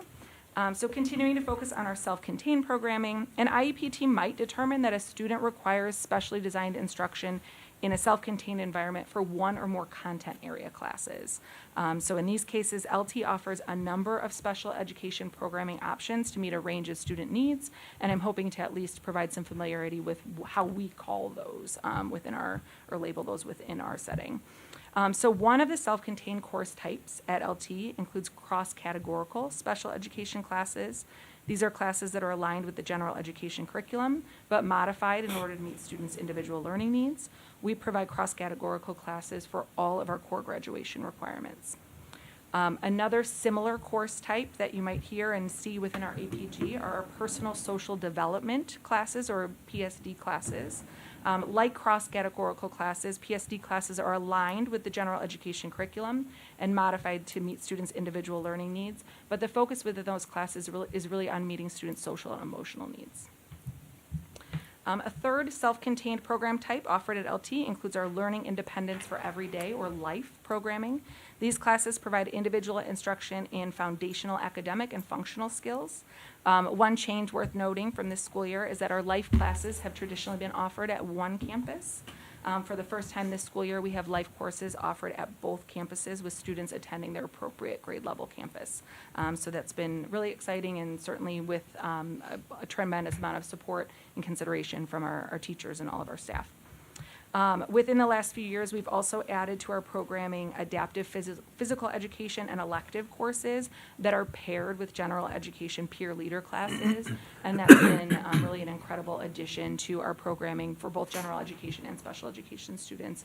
It really helps us to continue to create a meaningful and inclusive environment for all students. If you would go to the next slide, thank you. So in addition to the LT programming options, we have students whose identified services and support do require instruction in a setting outside of LT. These settings might include public therapeutic day schools, residential settings, homebound instruction, or hospital instruction. When an IEP team determines that a student requires a setting outside of LT, one of LT's special education program coordinators serves as the liaison between LT, the serving school team, and the family, really to make sure that we are continuing to provide the absolute best support for all of our students, even when they're served in another school outside of LT. And then one more, perfect. So finally, students who qualify for special education services may be recommended to continue to receive instruction beyond high school in order to continue working toward their individualized post-secondary goals. This instruction focuses on supporting students in the areas of education and/or training, employment, and independent living. So LT's transition program is a community-based program. Students spend a majority of their time at various vocational and community locations. On-site instruction occurs in the Corral building adjacent to South Campus, as well as in the transition house located on Cossett, just west of our North Campus here. At the transition age, we may also have students who participate in either transition programming at LT as described, or in those therapeutic or specialized settings that I talked about earlier, depending on each student's needs. We also have students who attend LT transition programming on a part-time basis, because that is sufficient to meet their needs for their IEP, and they participate in other educational or vocational opportunities. Common examples might be attending COD part-time in our transition program part-time, or working in part-time competitive employment. That concludes a very kind of brief overview of our programming. I hope at a minimum you're able to see just the number of people and services and programs that go into making sure that we are providing the absolute best services and supports for each of our learners. We're really proud of it, and I welcome any questions that you have. I'll certainly turn it back to Leslie, but I'm here if you have any questions about our programming. Thank you. Thank you. Thanks, Melissa.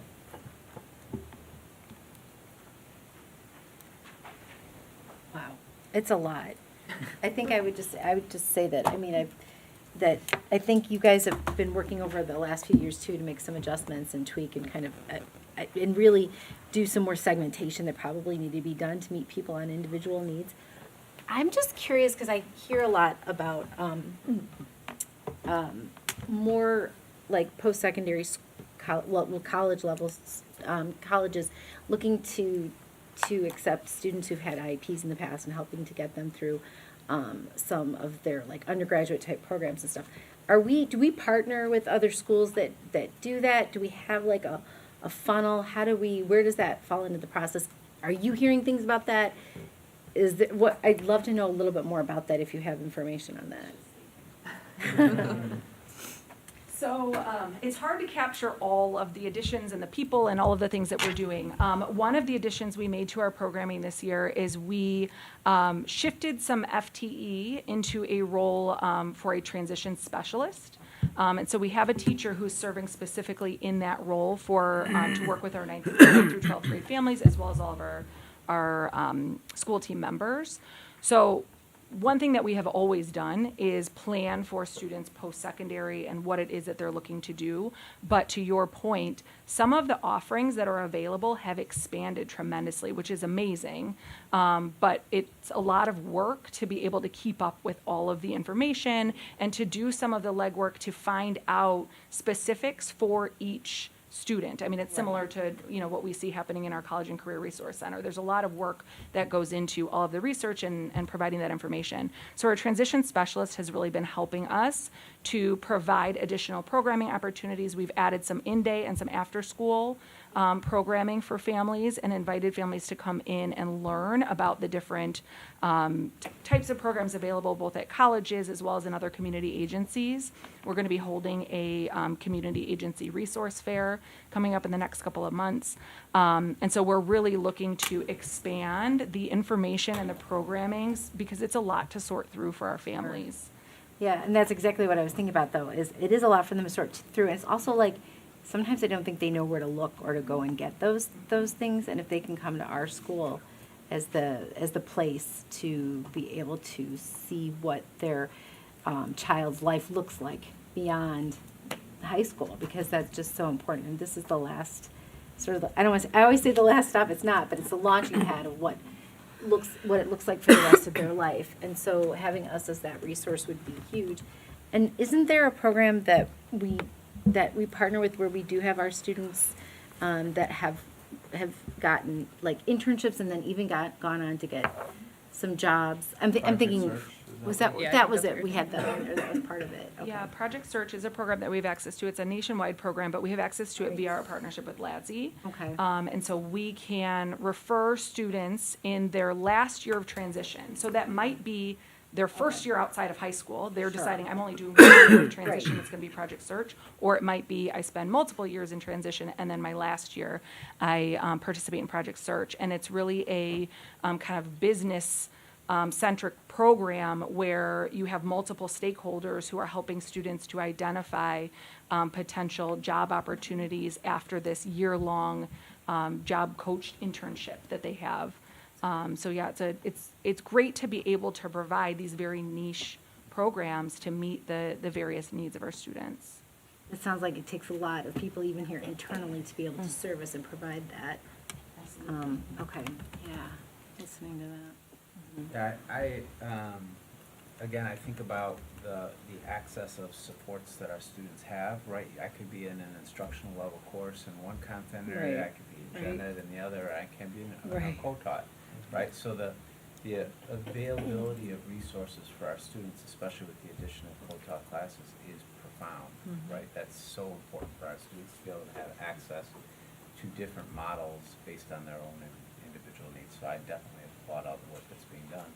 I also have heard that the parent communication for our families with students with special education needs has improved, and I'm hoping that, that was a concern that we've heard in the past. You guys heard that and have made some great strides and movements in that area. So I just applaud Dr.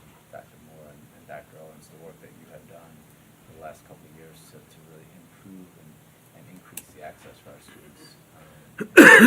This post-secondary exploration class next year is going to be really exciting because I think that will also help bridge some of the concerns that we were talking about as well, making sure that not only our students but our families are aware of the resources that they have post-secondary.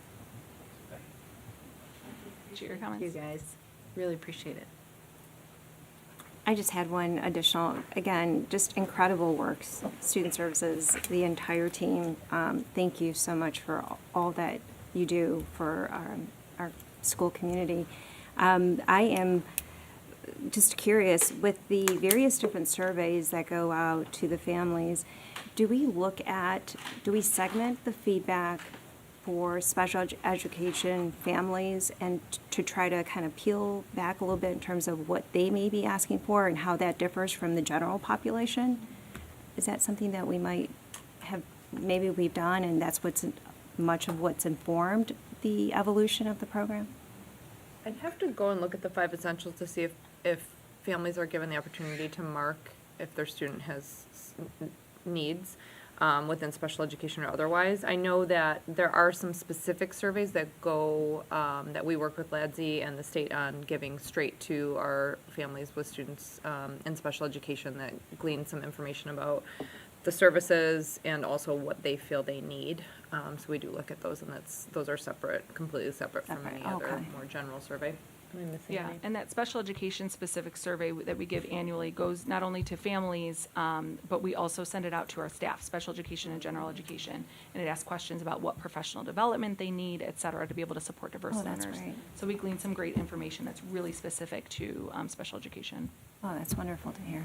Great, thank you. So great question, because I know Panorama, you can break it down right by different categories as well, so it'd be interesting to see how those results pan out by different categories. To target, I guess, specific groups or. And or just understand, like, if there are some, you know, discrepancies yeah. or variances, yeah, and some insights or needs, yeah. Thank you very much. Great job. Thank you so much. Thank you both.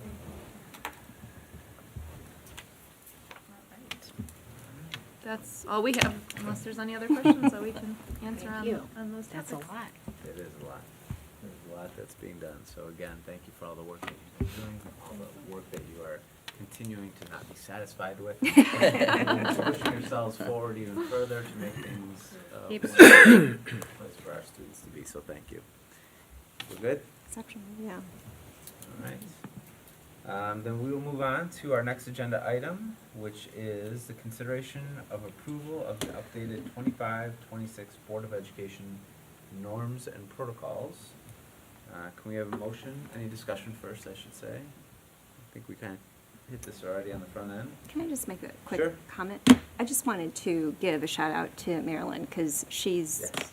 been incredible, been working with her on just tweaking it, and she's just so on point, and she's just an incredible team member, so I just wanted to give a shout out to her. She's homesick today, right? Yes, hopefully I she's second it. listening.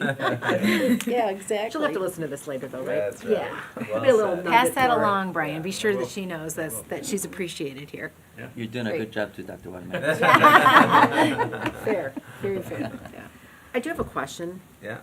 So when we're saying approval of the updated 25-26 Board of Education norms, on here it doesn't have a date. So would that be the right approval?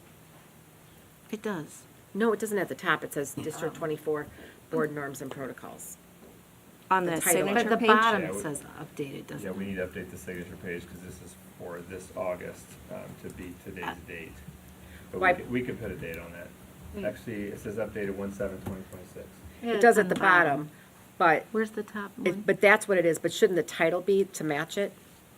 District 24, 25, like, you know, like at the top, like in the bold, like the second line? I don't, I think.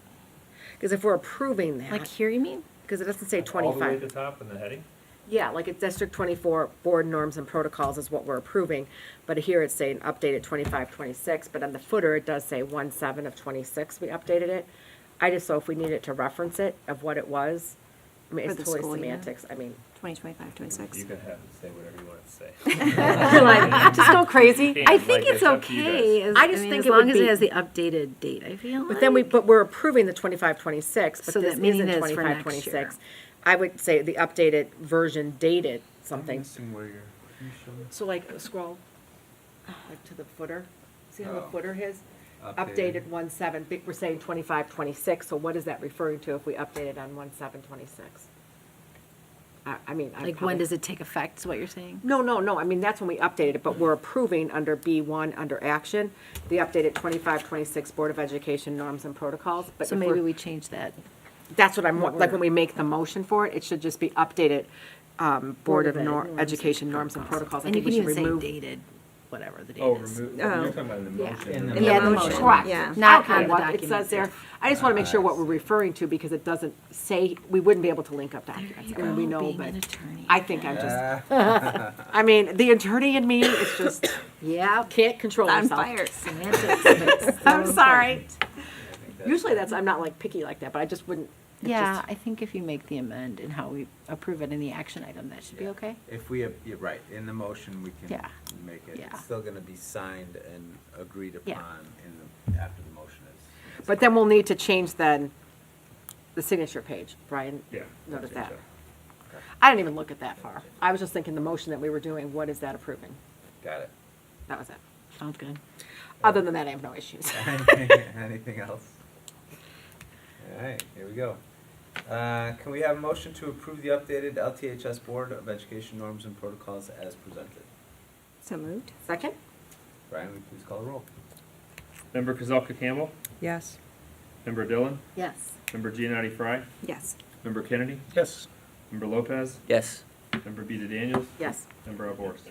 Yes, motion passes. All right, thank you, everyone. And then our next agenda item is consideration of approval of the Illinois State Board of Education Discipline Improvement Plan, and we'll turn that back over to Dr. Owens. Thank you, President Alborst. In your packet, you have the updated discipline improvement report, which includes the data that is supplied to school districts by the Illinois State Board of Education for the school year ending in 2025, as well as the related or resulting improvement plan. ISB requires that districts identified within the top 20% of all districts in any of the three metrics collected, suspension, expulsion, and racial disproportionality rates, must create an improvement plan, have that plan approved by their Board of Education, and post the approved plan to their website as of February 1st. This is the fourth consecutive year that I am bringing an improvement plan to the Board of Education for review and approval. The data provided in the report begins in 2018 and goes through the school year ending in 2025, as those are the years included in the data maintained by ISB for discipline improvement processes or purposes. For LT, this year is a little bit unique in a positive way, as we are not on the top 20% list for any of the metrics collected, which is a significant improvement in celebration. In brief summary, our efforts to reduce exclusionary discipline and address student behavior and accountability via restorative practices has been effective. As I will report on, there are still areas that need additional attention, but we are very proud and feel fulfilled to see the results of efforts that have required the time and expertise of many across our district. So if you turn or scroll to the, let's see, 1, 2, 3, 4, 5, and I apologize for the clunky nature of this. It is a standardized format template that ISB provides, and it just doesn't want to do what I want it to do. So things are a little wonky and out of place. But that page includes the information, like I said, that is provided by ISB. So the first table demonstrates our historical suspension, expulsion, and racial disproportionality rates from the years 2018 through 2025. For the year ending in 2025, LT was not eligible for any of the three metrics, as we were below the threshold of 10 in both suspensions and expulsions, and therefore, as stated in the calculation rules below, the district is not included within that top 20%. But we will not be completely removed from the list, therefore the need for an improvement plan, until we remain off the list in all metrics for 3 consecutive years. So last year being year 1, and we are hopeful that our next 2 years ending 26, 27 will put us in that position. The second table shows or specifies the disproportionality rate from 2018 through 2025. No disproportionality rate could be calculated this year as a result of our data. What you see below, the tables below, under the heading of Lyons Township High School District 204 Discipline Data 24-25 school year, those are some internal data that I'll present, but they are relevant data that help explain more about the ISB data, I believe, and also support understanding for our improvement plan and the pieces that or the focus areas that are included in our improvement plan. So going from top to bottom, tables are included that demonstrate the total number of behavior referrals with attendance removed across grades, and then that same data disaggregated by ethnicity and race. Immediately following those are 2 similar tables that provide the out-of-school suspensions across grades, and then also disaggregated by ethnicity and race. Additional enrollment information for each group is also included in the out-of-school suspensions by ethnicity and race 2025 table, along with internally calculated OSS rates where appropriate. The exception to those figures are student groups that are under 10 in order to protect personally identifiable information. These numbers are provided in transparency, and they remain extremely important to review and consider. Despite the broad success in the reduction of the use of exclusionary discipline, in order for the district to best serve each student, continue to improve and achieve the strategic plan goals rooted in educational equity. Across all groups, the rates of exclusionary discipline were extremely small in 2025, but the pattern of exclusionary discipline, in tandem with larger numbers of behavioral referrals for our students of color, compels continued commitment to our improvement plan and a relentless focus on program and data review. Following the OSS tables, restorative intervention room information for the inaugural year is provided across grades and also disaggregated by ethnicity and race. Comprehensive RIR information has been previously presented to the Board of Education and our PTA-BIC committee, so I won't repeat that here, but certainly the reduction in OSS can be partially accounted for by the use of our restorative intervention rooms. By and large, the introduction of the RIRs and our staff has been a positive addition to our comprehensive approach to our goal of building a restorative culture of belonging and an important behavior intervention that focuses on accountability and reparation of harm while allowing students to remain academically engaged. Overall, District 204 remains committed to adhering to the tenets of Senate Bill 100, which limits the use of out-of-school discipline only to address safety concerns rather than as punishment or consequence. Additionally, as guided by Senate Bill 100, we continue to examine all behavior referrals and resulting discipline on an individual basis while ensuring equity drives a consistent application of the process from the referral forward. Our improvement plan evolves each year as we learn more about restorative practices, but includes a multifaceted approach to student behavior that prioritizes safety and a belief that all students can take accountability for actions and decisions and grow. You will see that a continued emphasis of our improvement plan is on professional learning so that all educators can confidently and positively impact our culture, as well as on partnerships that can support educators and students. It's worth mentioning also that myself, Dr. Tyrell, and Dr. Rowe had an introductory meeting with an ISB principal consultant for wellness and student care. That was in mid-December, and we look forward to digging into our data with our consultant and welcome any ideas from ISB for ideas that we can implement here and supports for our students. We know that our work in this area will never be done, but we're really proud of our progress and grateful to the board for the unwavering support that has allowed us to make market improvements. I'm certainly happy to answer any questions. Obviously, there's multiple people sitting around this table, multiple administrators that have a lot of impact in this work, Dr. Tyrell and Dr. Rowe certainly. So any questions we can answer or any data we can explain, happy to do so.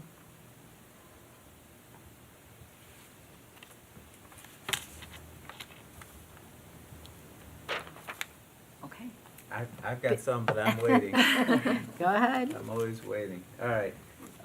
So first of all, I appreciate all the information data that you presented, because I think it is a really good, clear picture of the work that you've been doing. I think our RIR room has had a tremendous impact on our student population. I love seeing the kids not going home and really building that restorative practice and learning from mistakes instead of sitting at home.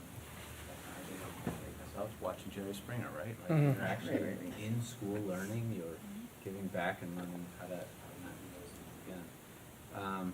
I guess one of my only two questions are, we did see in our RAR's data that our Hispanic Latino population has the highest percentage or highest numbers of students that are receiving that intervention. Is there anything that is done within that setting, the RIR room, that looks at that specifically? Are there targeted supports, interventions, are there resources? Is that, I guess, is because that number is larger than the rest, is there something that we're doing to try and target that population and move the needle, I guess? I don't know. Certainly. And I know that Dr. Tyrell can speak to this a little bit as well, but looking at our data differently is one thing. We meet, myself and Dr. Rowe join the building leadership team on a quarterly basis. We'll be joining them soon. Data is broken down in many different ways now so that we can specifically look into that information.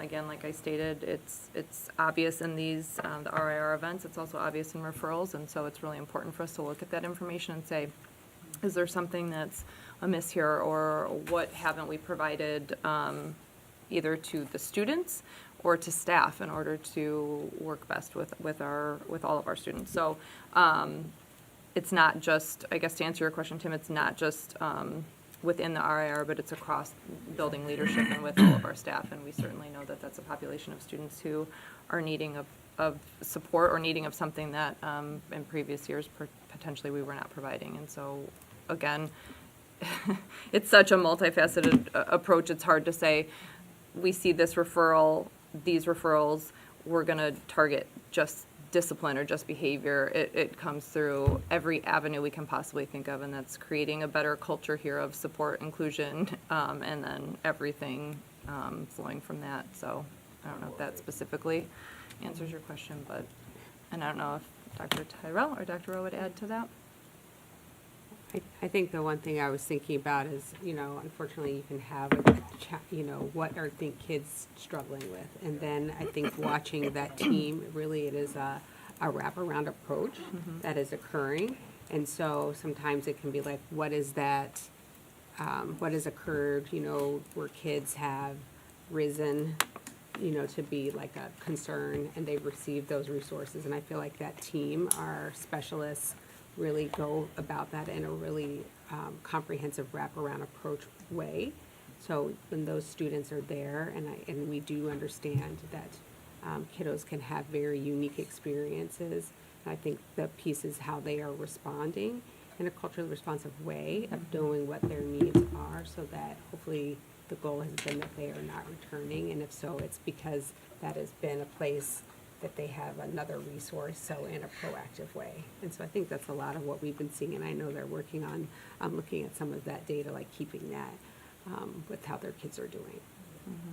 Yeah, the only thing I would add, not specific to the restorative intervention room, but the full wraparound approach, right? It's the professional learning, it's the areas of focus within the district, it's the relationships, it's restorative practices, it's implicit bias training, it's a lot of different things.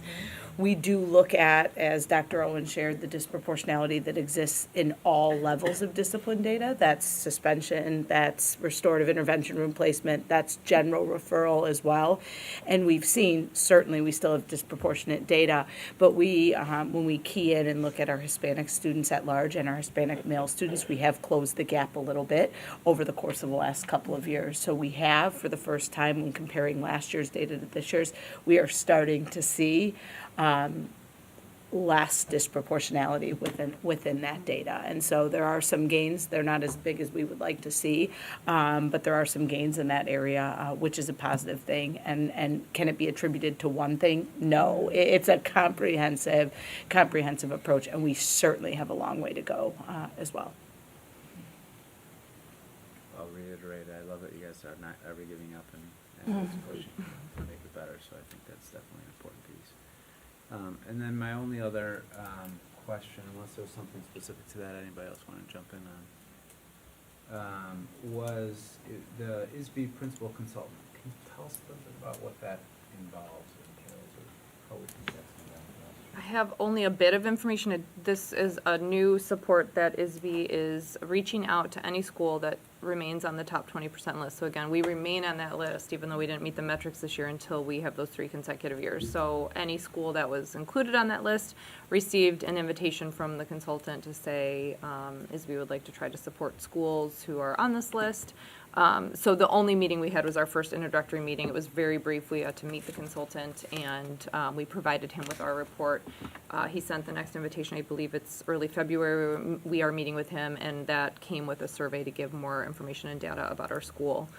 So I know that Dr. Rowe and Dr. Tyrell and I shared a lot of information with him, and so we'll be interested to see what comes of the next meeting. Is really like the first working meeting. The first one was more introductory purposes. So it's new for ISB. He shared that with us. He didn't have necessarily all the information about where this would lead to, but just that ISB wants to make sure that they're supporting. And so we'll take anybody up on any offers of support. And we are not, we're always open that there's stuff out there that we're not aware of, or people that have ideas, and we are more than all ears to hear that.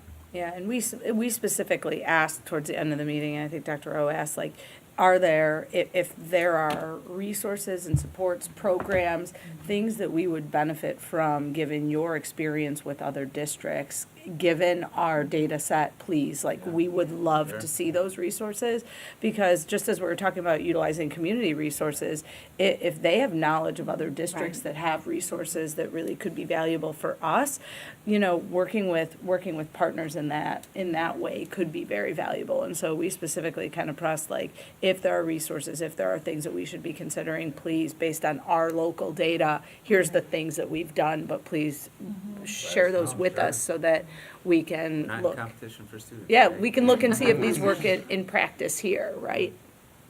Well, I would just personally love to hear any follow-up that you have from that Absolutely. consult, 'cause I think that would be really valuable for our district. And while I look forward to us not being on the Yeah. list anymore, I do appreciate even though I know it's probably a pain to work within this format, there is really good data that we get to see and reflect upon. And it really kind of also summarizes the action items that we're taking to make those improvements. So I really appreciate you guys doing that, and I know taking the time to do it.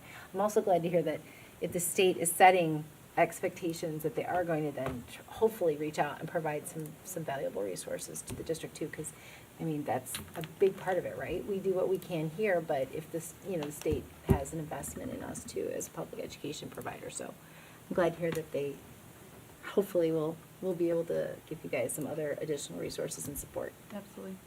And we would love to get to a point where we don't have to, have a plan approved to post on the website in this format.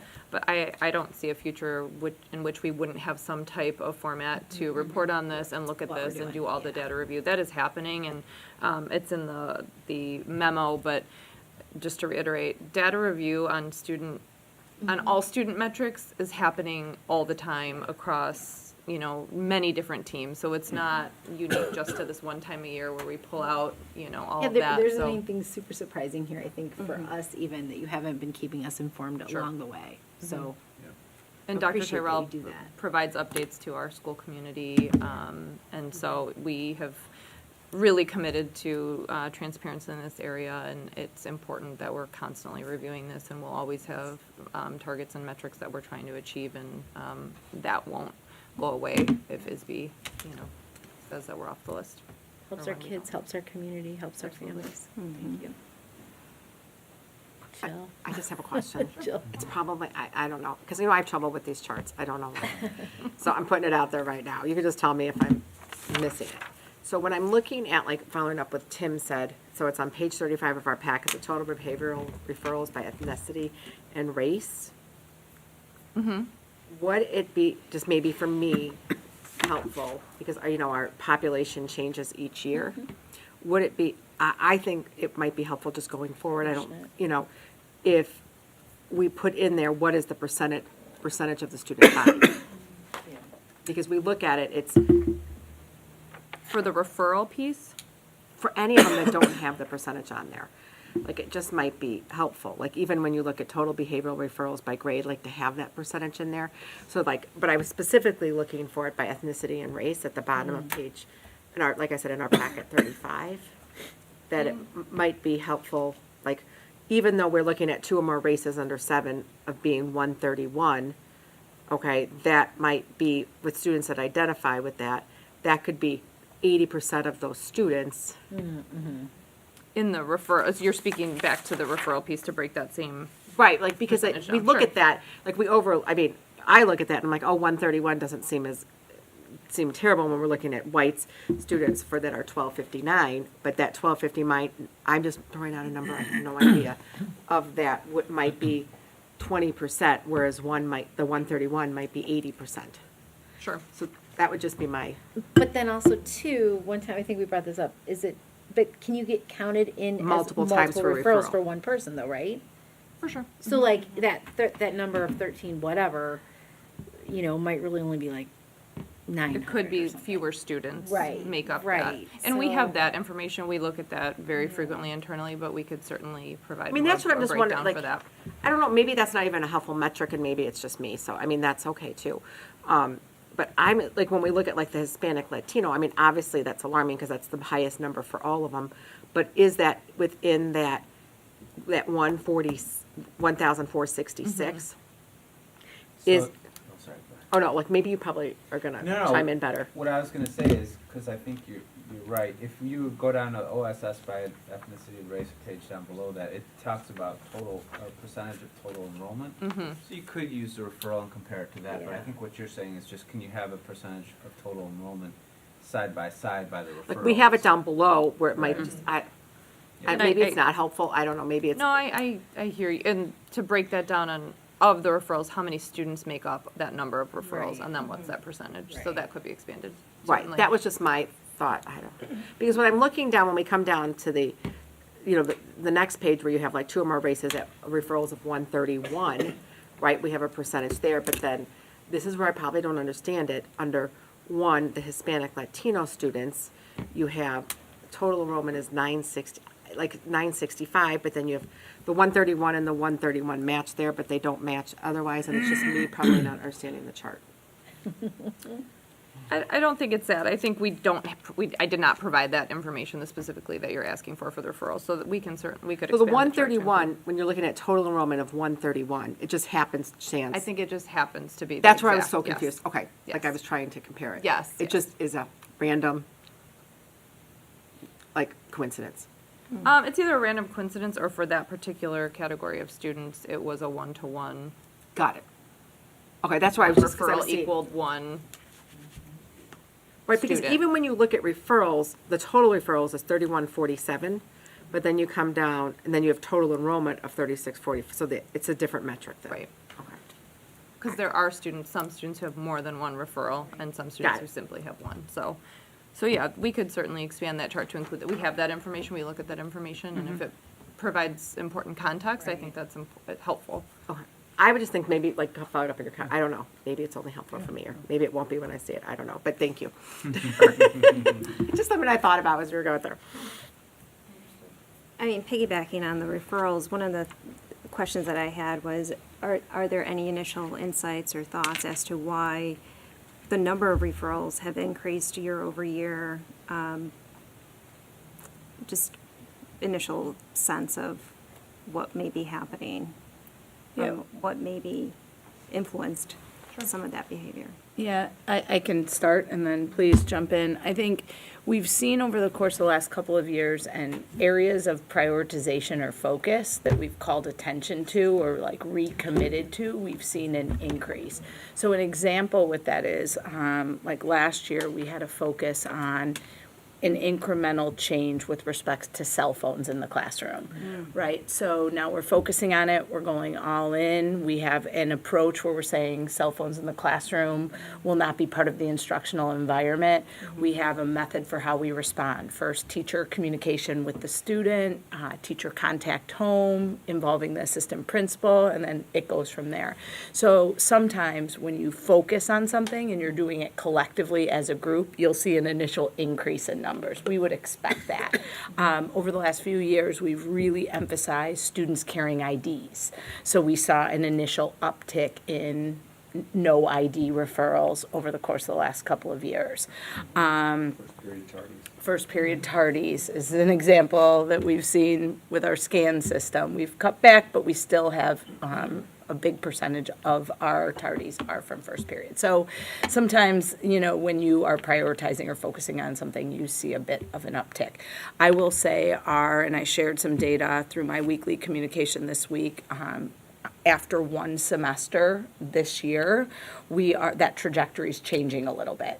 Now, part of that is impacted by a change we made within the categorization of no-show detentions. We've talked about this before. When we share our August discipline report, we share total referrals with and without no-shows. Our team had significant amount of conversation about no-show detentions being a secondary behavior to the primary referral. So we've removed that. That accounts for some of the decrease, but we also have a decrease of about 300 more referrals, 300 less referrals first semester this year within the behavior category than first semester last year. So we are, Joya, starting to see a little bit of a decrease. And again, I think that's not one thing, that's a lot of different things, but we want to be transparent and acknowledge that a big portion of that is the recategorization of no-shows, but there's also some other really good areas of decrease as well. Okay. I did have one other quick question. The page 36, what's the difference between restorative intervention room students versus events? So students is just the total number of students who have been placed. And so events, that could include multiple instances for one student. So if I have multiple placements into the RAR, I'm counted once in students, but I'm counted however many times I'm placed or spend time in the RAR in the events. I see, okay. So that would be representative of, we talk about recidivism, right? The events would show you the number of students who have had multiple placements. And how are we doing based on, when we talk about comparatively, with our, the recidivism compared to other schools? Are we kind of in line with what we should be expecting, or? Good question. Honestly, there's not a lot of schools who have the programming that we have with our restorative intervention room, to be frank. We're still kind of pulling together our this semester one executive summary to look at how we're doing this year with recidivism compared to last year. So I think our metric is going to be comparing to ourselves versus comparing to other places, just because of the progressive nature of this programming. Sure. Oh, true. And I'll jump in on that, because actually I've met with some of your team. We have a similar kind of program. It's not the same. Joliet does the same also, but Joliet's and ours is a one-time intervention. You can't have more than one. So I think when you're talking about comparable, there won't be, at least as far as I know, other school districts that allow it to be in the format that they do it. Oh, so we kind of give them a grace. Yeah, we are Advantage, using our restorative intervention room as an alternative to exclusionary discipline in a way where if a student, this is hypothetical, if a student has maybe a drug offense and spends some time in the restorative intervention room, there's a lot of learning opportunities, but say that same student has another, what would be prior to our RIR suspendable offense, they are still eligible for entry into the restorative intervention room. We're not saying here, you've spent one time there and now you're going to be suspended, or we're going to look at a different exclusionary method. So there's more access. Which is fantastic. Yeah, I think the It data gives is a showing student, yeah. we're seeing a lot of progress with that. We're seeing a ton of progress. And I think the effect of that, you can see in a lot of different spaces. The students that are forming, like Dr. Rowe said, the programming is really individualized, and our students are developing really positive relationships and connections with our specialists and our paraeducators. And so the contacts that they're making with our students extend well beyond a time that a student is spending in the restorative intervention room. And I think that we're looking at total number of contacts that our two specialists had first semester, and it's around 1,000 student contacts. That's placements in the RIR. It's also attendant support room contacts. It's students that they've sent passes to follow up and check on since they were on the caseload last year. It's some proactive check-ins. So it's just the number of contacts is just so positive. It's so positive. So good. Yeah. We talk about connections to school, right? A lot of our kids that have been suspended in the past didn't have a connection or a sense of belonging, right? That's what we're always talking about. And maybe this is giving them the opportunity to find somebody that they connect to and maybe feel that sense, right? I mean, it's certainly the goal, I imagine. Absolutely, and someone they can go back to in the future if there is an issue, right? Another trusted adult and somebody who gets them because they've spent time talking to them and learning about them and helping them and working through it and developing goals and plans. And so in the event that they're in a situation that maybe they're not feeling great about, the hope is that they'll open the lines of communication because our specialists and other members of the student support team have become really trusted people for them. So. Part of ISB's, mandate with discipline is that re-engagement of students, and that's a really important part. And that prior, when it was more traditional exclusionary discipline, someone's not only put out of the school community, but there's no process to bring them back in. You'd see recidivism, you'd see truancy, you'd see all those things that follow when a person feels like, I've done something. Yeah. How do I walk back in? How do I do this? And our specialists have just become such a place of support for our students, and so that's hit that re-engagement piece in such a great way that a lot of students, yes, I did something, I have to process through this, but I know there's a welcoming face, a supportive face waiting for me, and they can help me do that and make that plan and get back into life here without feeling, continually ashamed or not able to be back in our school community. No. That's great. The only other thing I was just thinking as you were talking about the ISB principal consultant and how you asked him to kind of explore if there's other, assets or efforts being done elsewhere. I'm wondering if it might be possible for that person to also explore feeder school districts and what they may be doing within their space and how it might be trickling up or across their high school districts. Because I know, Dr. Tyrell, the feeder district program that you have is just genius. And if they're able to find a way to kind of anticipate, potential future behaviors, just something to kind of think about. In any school district in the state, whether they're elementary districts, unit Mhm. districts, high school districts, are all included in this in terms of they have to report all that information. So certainly somebody like a principal consultant or others at ISB is aware of all that data and would be have access to that.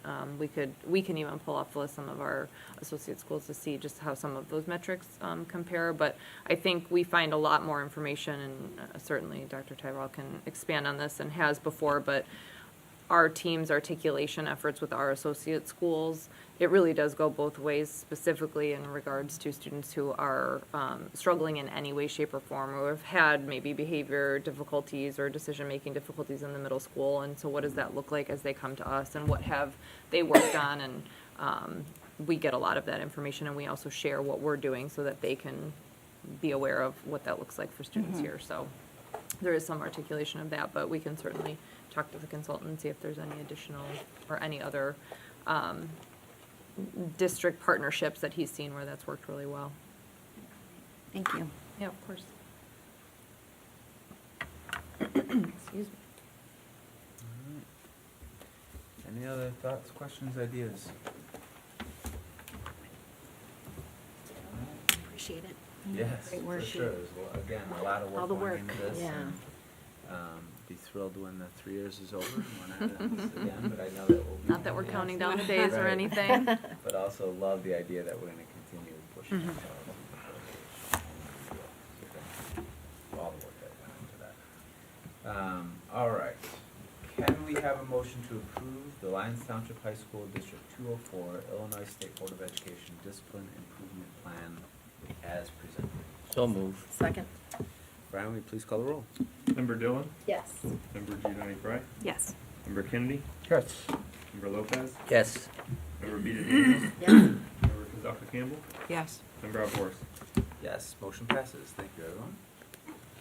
All right, that concludes our new business for our meeting. We now have reached the consent agenda portion of our meeting. Our consent agenda includes payment of bills and financial statements for LTHS and LADSI for the month of December 2025, approval of human resource items for LTHS and LADSI, approval of transfer of engagement letter, review and approval of the meeting minutes, open and closed sessions, approval of overnight student travel as recommended by the administration.